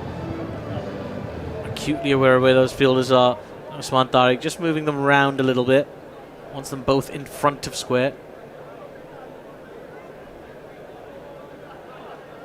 There's the reverse. And again, he's got all of that. Quick hands. Beautifully timed. And it's another 6. It brings up the 150. 154 for 2. The partnership is now worth 74. James Rew is on to 78. And just for context, Tom Abel has got 13 of those 74 of this partnership. Well, he's played some extraordinary shots here. It's James Rew, so confident. Just has the presence of mind to rotate the strike after those big shots. George, we talk a lot about dot balls, and it doesn't feel like there's been many dot balls in this innings. No, that's sort of what we were talking about on the bench. Was it felt like we were potentially slightly passive with the new ball. They've obviously got some very destructive batsmen in Banton and Smead, but you sort of want to put your stamp on the power play as well, and we felt we were maybe a little bit passive. I don't think we bowled too badly, but lots of slowies, lots of sort of abilities for them to rotate the strike. It's, I guess, one of the qualities of James Rew as well. He's not a big 6 hitter, but he's very good at manipulating the field, getting off strike, almost very similar to Tom Abel. They're not a destructive big 6 hitter, but they're crafty and very good batsmanship to rotate the strike, take low risk options, same as Haney. We saw it when Haney was batting. There weren't many dot balls. There's different ways to skin a cat in T20 cricket as a batter, and you've certainly seen, I guess, a more batsmanship, craftsman style display from Haney and the guys at the Somerset team. Last ball of over 15. There's another single. 158 for 2 then. Abel on to 15. Rue on to 80. So 5 overs remaining. And at this point, the opportunity to vote for your player of the match. All you have to do is scan the QR code you can see on your screen. And in terms of performances, I suppose at this point, you'll be looking at the batters more than anything, in terms of the contributions made, particularly by the likes of Sam Hain, Robbie Yates and Beau Webster. Absolutely. Haven't been able to shine with the ball today. They were so good on Friday with the Bears, with the ball, I should say, but it hasn't quite worked out today that way. Anyway, I'm going to make way for Melinda Farrell. And Chris Wokes is going to bowl his 4th over, and I guess this is Ed Barnard turning to his most experienced bowler and saying, I really need a wicket right now. And yeah, I think you're leaning on Wokes' experience, and I guess the same with Usman at the other end. You're sort of hoping for a special over. Wokes' performed some amazing things in the past, so hopefully something else today. 32 required off of 30 balls. And I suppose the approach from Somerset side, as Mel rejoins us, is going to be, well, actually, we don't need to take any risks here with Wokes. We could take 4 or 5 off this over and we'd still feel in a good position. Yeah, you'd be surprised that sort of risk-averse way can put you in some trouble. So I imagine they'll play very similarly. James Rue's got the short boundary to his leg side, so I think he'll take advantage. He's striking at 200, so I doubt he's going to sit back and milk a couple of balls into the leg side. So we'll see.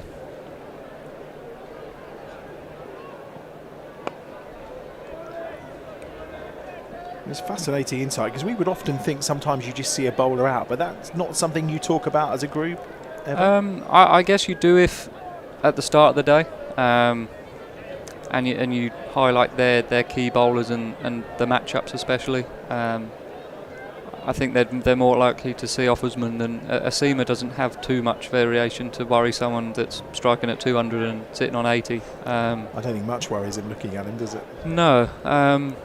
So yeah, before the day they'd probably spoke about sort of targeting certain bowlers and maybe seeing off others and respecting a bit more others. But at this stage of the game, they're looking to get home comfortably and help their net run rate, I guess.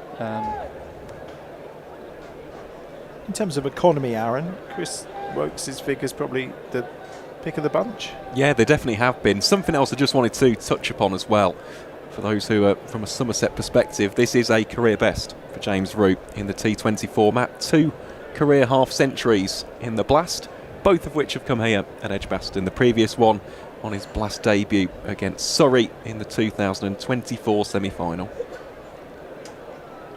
He's on strike again, Rue. Goes big, off the legs, and that's into the building site. It's off the digger. It's gone off the digger, that one. 6 for Rue, who moves on to 87. And a mere 23 now required. And once again, time for a new ball. Well, I definitely think that one's going to become a permanent part of the hotel. Good luck finding that. My goodness. They've just found it a bit hard to defend that short boundary, have the Bears bowlers. As they pick out a new ball. But I mean, this has been absolutely outstanding stuff from Rue. They've created some... It's not like they haven't created like half chances or chances. We've seen a drop catch. There have been moments. But I thought that they actually played Tariq really well, because they were a little bit cautious to him and they really waited for him to bowl a bad ball, and he was creating chances too. But they've been watchful. They've gone on the attack when the ball's been there to attack. They've played, Rue in particular, the way he's played some of those reverses too. He's just picked him off the balls that were there, and he's had it on a string today.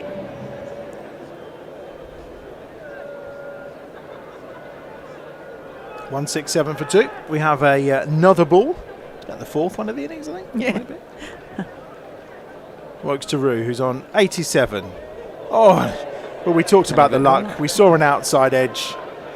That one just skimming past the stumps, and they'll still get back and complete 3 to take Rue into the 90s and to take Somerset to 170 for 2. Oh. It can be fantastic, but do you know what? And he was on the unlucky number as well for Australians, because he was on 87, which is 13 short of 100. So that's traditionally the unlucky number in Australian cricket.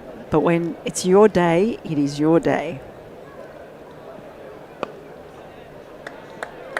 Quick single for Abel, and that completes 16 overs, 171 for 2.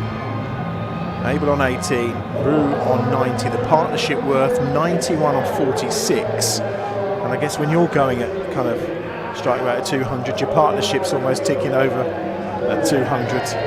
Yeah, the partnerships take care of themselves if someone's playing as well as this.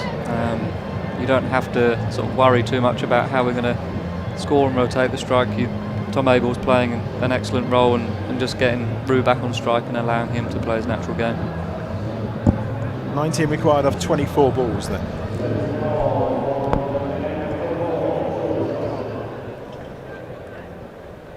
Thompson going to bowl from the other end. Jordan Thompson. None for 23 from his opening 2. We know he's got plenty of variations, but still they will nick through for a quick single. They've run very well too. 172 for 2. 18 more required. 23 balls remaining. He's definitely put his foot down since being dropped. That is for sure. I don't know exactly what the stats are, but he was sort of ticking over at 30 off 20 balls or so, and got dropped and put his foot on the accelerator pedal. That's got to be close. Got to be close. Ooh. No interest from Hassan Adnan. Well, there's no bat involved. Let's see on the replay what we make of that and how close that was. Was he suggesting it was? I think he was saying it was going down. Yeah, so it was just that was the universal symbol for going down, I think. Jordan Thompson was convinced, wasn't he? I think it's a good decision. Yeah, it's the angle that he's bowling from around the wicket. Abel with a full toss and just guides it through the covers for 4. It's all timing that, wasn't it? Yeah, it was. You mentioned that, George, the whole how James Rue has put his foot down. It feeds into what I was saying about that theory about the change in mindset once you've been dropped. Do batters say that? Is that really something that you think? Not consciously, but probably subconsciously you feel like you got a free go at it, haven't you? You've been dropped. You've been given another chance. That pressure's sort of off. It's going all the way to the ropes despite the hand on it, and it brings up the 100 partnership for these two. Off of 50 balls, 101 have been added, and it's 181 for 2. So 9 more required to win, and I think James Rue's going to end up a little bit stranded here. Chance for that first blast 100. The batting of Abel, who suddenly put his foot on the gas, may well have taken that away. Well, he's going to give him the strike. Okay, he's got his chance now. There's only one With ball one to ball, go, there could be a no ball. I'm not wishing that upon Warwickshire at all. Very interesting to see if Rue, who doesn't seem to have gone for many singles, just drops one and runs, which might be his approach to this, to give himself that opportunity, but we'll see. 182 for 2. Last ball of Thompson's over number 17. He needs a 6 and a 4, doesn't he? 6 and a single, and he's got a chance. They'll take the 1 there, won't they? They're not going to run for the second. No, they are going for the second. Well, clearly it's not on his mind. Well, that's sign of a good team man, isn't it? You're taking the runs. That comes first. Yeah, and you can take the not out as well. That helps at the start of the comp. That's decent for the averages. It's the red inker gets Aaron excited for sure. 184 for 2 then. Abel on 28. He's on strike. Rue on 92. 104 run partnership. And there are 6 more runs required. And we're going to see Usman Tariq, who's going to finish up, I think, for his allocation. 35 off his 3 overs so far. Abel's on strike. And Abel in the air. Here's Webster. He's not quite going to reach him. This is what I'm talking about. How many times have we seen that? It's happened a lot this innings. Yeah, he's got the miscue, but it's just not fallen in the right area. And that's what I was referring to when I said that. They've created almost those half or quarter opportunities. They've just not come off today.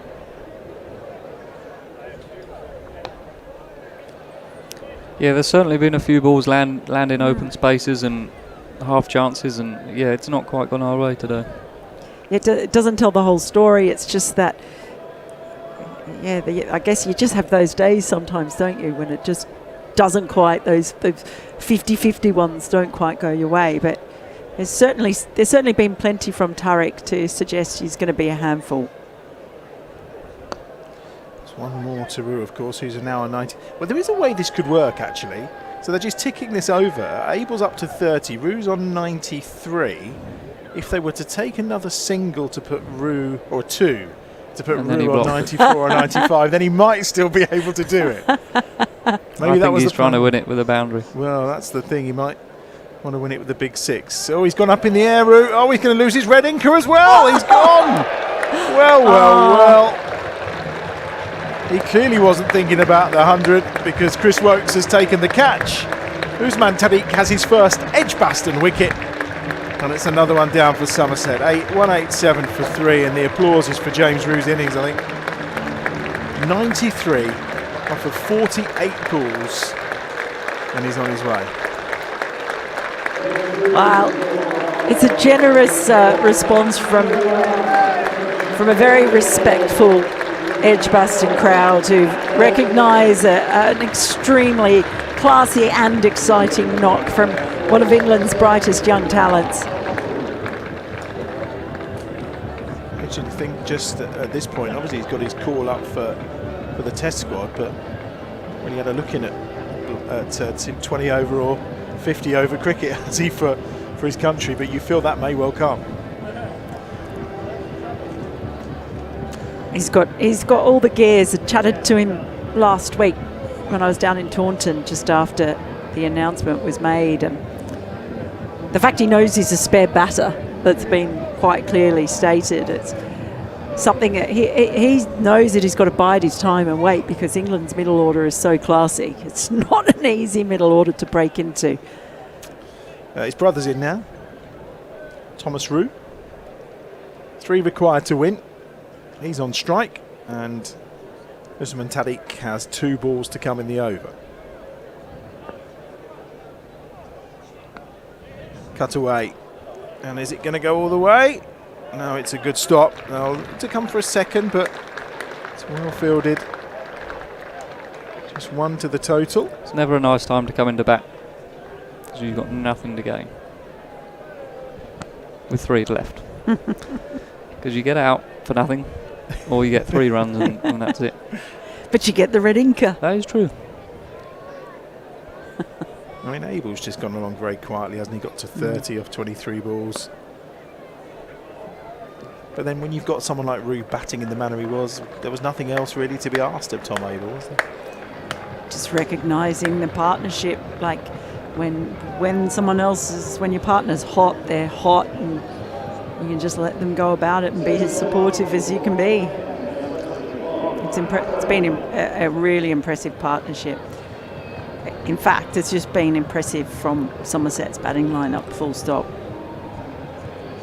was one of those reasons. I mean, we said at the start, I thought 200 plus was needed to win this game. I was with you. Yeah, I know. I was with you. I really thought, just because of the depth they've got and the way they're playing as well, that 200 was almost a minimum necessity to make you incredibly competitive. But here we are, 12 balls to go, 1 run required, 7 wickets in hand. We've already seen the women lose today by 7 wickets. We may about to see the same before the men.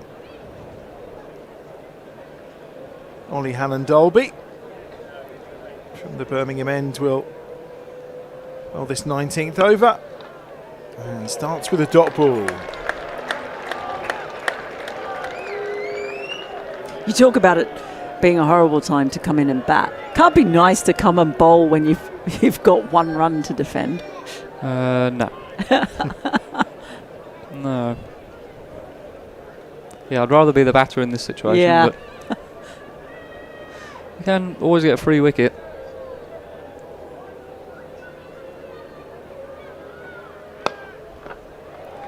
And there it is. It's Tom Abel who strikes the ball to the ropes for 4 more, and it's a 7-wicket win for Somerset in the end, and very much delivered courtesy of James Rue.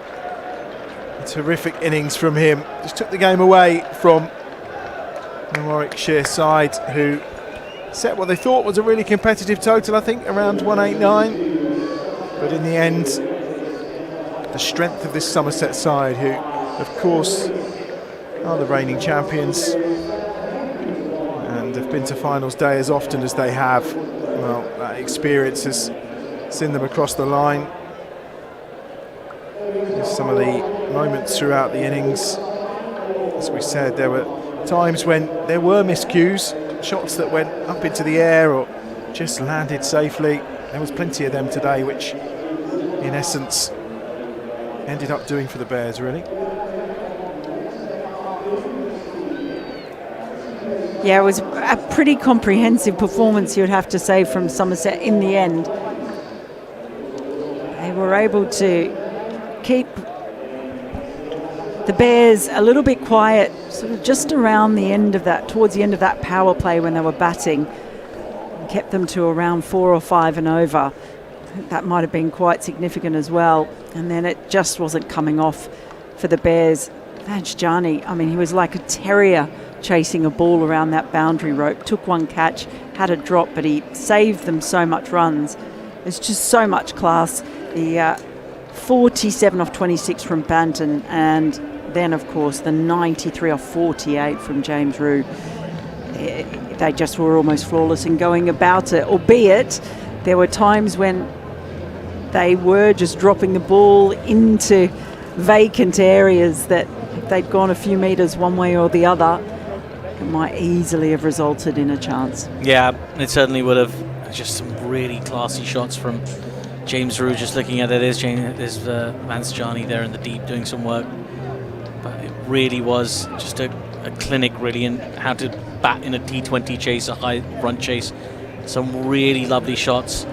A couple of fortuitous ones to the short boundary as well, has to be said. But again, as a batter, you've got to be able to exploit the things you have. This was a really nice piece of work from Ed Barnard, the captain, just running out Tom Banton on striker's head. He wasn't happy with that decision, but it stood for sure. And James Rue just took over, managed to take apart all the bowlers put in front of him. There was a stumping appeal as well. Usman Tariq, he himself was very keen. Yeah. He was keen for a review, wasn't he? He was gesturing and gesturing. Let me take another look. After that, just anything that he could get his hands on, Rue punished. Took his opportunity with both hands. Played some lovely shots all round the ground.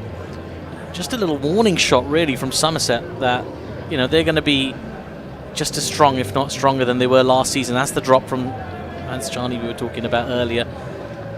A tough one. But you kind of hope, you just wonder what happens if he takes that catch in that moment. It brings Warwickshire back into the game a little bit sooner.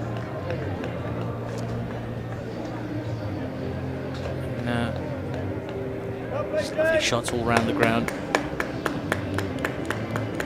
Another one that just cleared that short boundary on the onside. really went after him. Taz Ali, Usman Tariq trying lots of tricks. Usman Tariq did eventually pick up a wicket and eventually see for the end of James Rue, but by then Rue had done all the damage. There's Chris Wilkes in there as well. Bowled so well at the beginning. That one disappeared into the construction site. Look forward to seeing that hotel when it's done next year in time for the Ashes. Yeah, it really was. If you're a Somerset supporter, you're enjoying this. It really was some terrific stroke play. A little misfield there at backward point as the ball ran away to the boundary. It's really just a procession at that point. There we go. Usman Tariq eventually induces the false stroke from James Rue. The catch was taken on that occasion, but it was just a little bit too late to really make a difference to Warwickshire. Somerset eventually got there. I mean, it was a great fight in the end, even in the field, all the way to the end. There we go. Winning runs were struck there. Somerset safely over the line by 7 wickets. A big win for them. And, well, we can, in a moment, we're going to hear from one of the players, but just before that, it's been a great turnout here on this Sunday here at EdgBLASTon. The fans have come out in good number. It's been a hot day, but they still came, and they still, they made the atmosphere, they made it fun. Right, Sam Hain here is in conversation with Jonathan Eaton. My options weren't coming off today, but that's cricket sometimes. And I thought halfway, 180 was just above par. But I think we've all seen Rui play an unbelievable knock there, so fair play to Somerset. Yeah, obviously, a player can have a day out. That's what happens, obviously, sometimes in this game. But it is an outstanding performance, to be fair, from James Rue, wasn't it? I think so, mate. There's fine lines in this game. I've played long enough to know that. I think there's still areas where we can get better. Fielding, one of them, I don't think it was our best fielding performance. But again, cricket's like that with these games, mate. They come so thick and fast. So we'll hopefully bounce back. And I just want to say thank you for everyone coming down. Have a great bank holiday. Just one more, obviously, on the fact that obviously it's the start of the competition. There's still only 2 games in. There's still a massive time for you guys to turn this around, obviously, as well. Yeah, big time. I think, as I say, these games come very, very quickly, and momentum's massive. I think all we can do is dust ourselves down, have a little think individually and collectively. Have a good day's training, and before you know, we'll be back out there. So hopefully we'll put it right. Good luck at Worcester, Sam. Thank you very much indeed. Cheers. Thank you. Player of the match for the Warwickshire Bears men, Sam Hain. Thank you very much, Jonathan Eaton there, talking to the Bears player of the match, Sam Hain. I'm sure he would happily trade that in for a win for his side. But again, very, very classy there from Sam as well.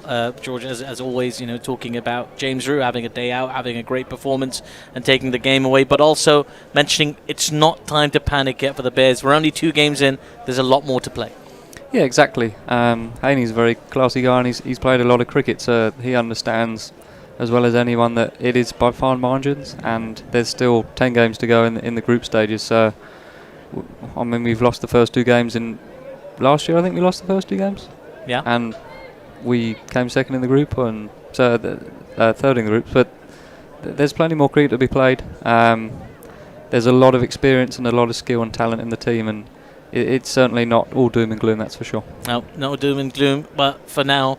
Well, it's been a tough start for Warwickshire fans as well, with the girls losing the first 2 and the boys losing their first 2 as well, Mel. No, it is, but I think the clue is to what Sam Hain said about the speed of the games, in that you basically you just going to have to park it and move on to the next one. You don't have time to dwell on it, I guess, is the main thing. You're out on the park very quickly, and so in a way that's maybe a good thing. So they can just put it behind them. They know what they've got to work on. And they came up against an extremely good side today, and a player who was just really in the groove in James Rue. Sometimes it just happens. Sometimes it does just happen. Congratulations to Somerset on a well-won game, a couple of well-won games today. Thank you so much to everybody for joining us here on our stream today for this match. We'll be back on Wednesday with the Bears women taking on the Blaze. And the Bears men will be in action next against Worcestershire as well. Lots of cricket to come this summer. If you haven't already, make sure you subscribe to this channel for lots of updates from Warwickshire and lots of live cricket here on Bears TV as well. My thanks to our wonderful team today, to Mel, Adam, Aaron, and of course George Garton, who's joined us. What a pleasure it's been to have you. My name's Atif Nawaz. Have a great bank holiday, everybody.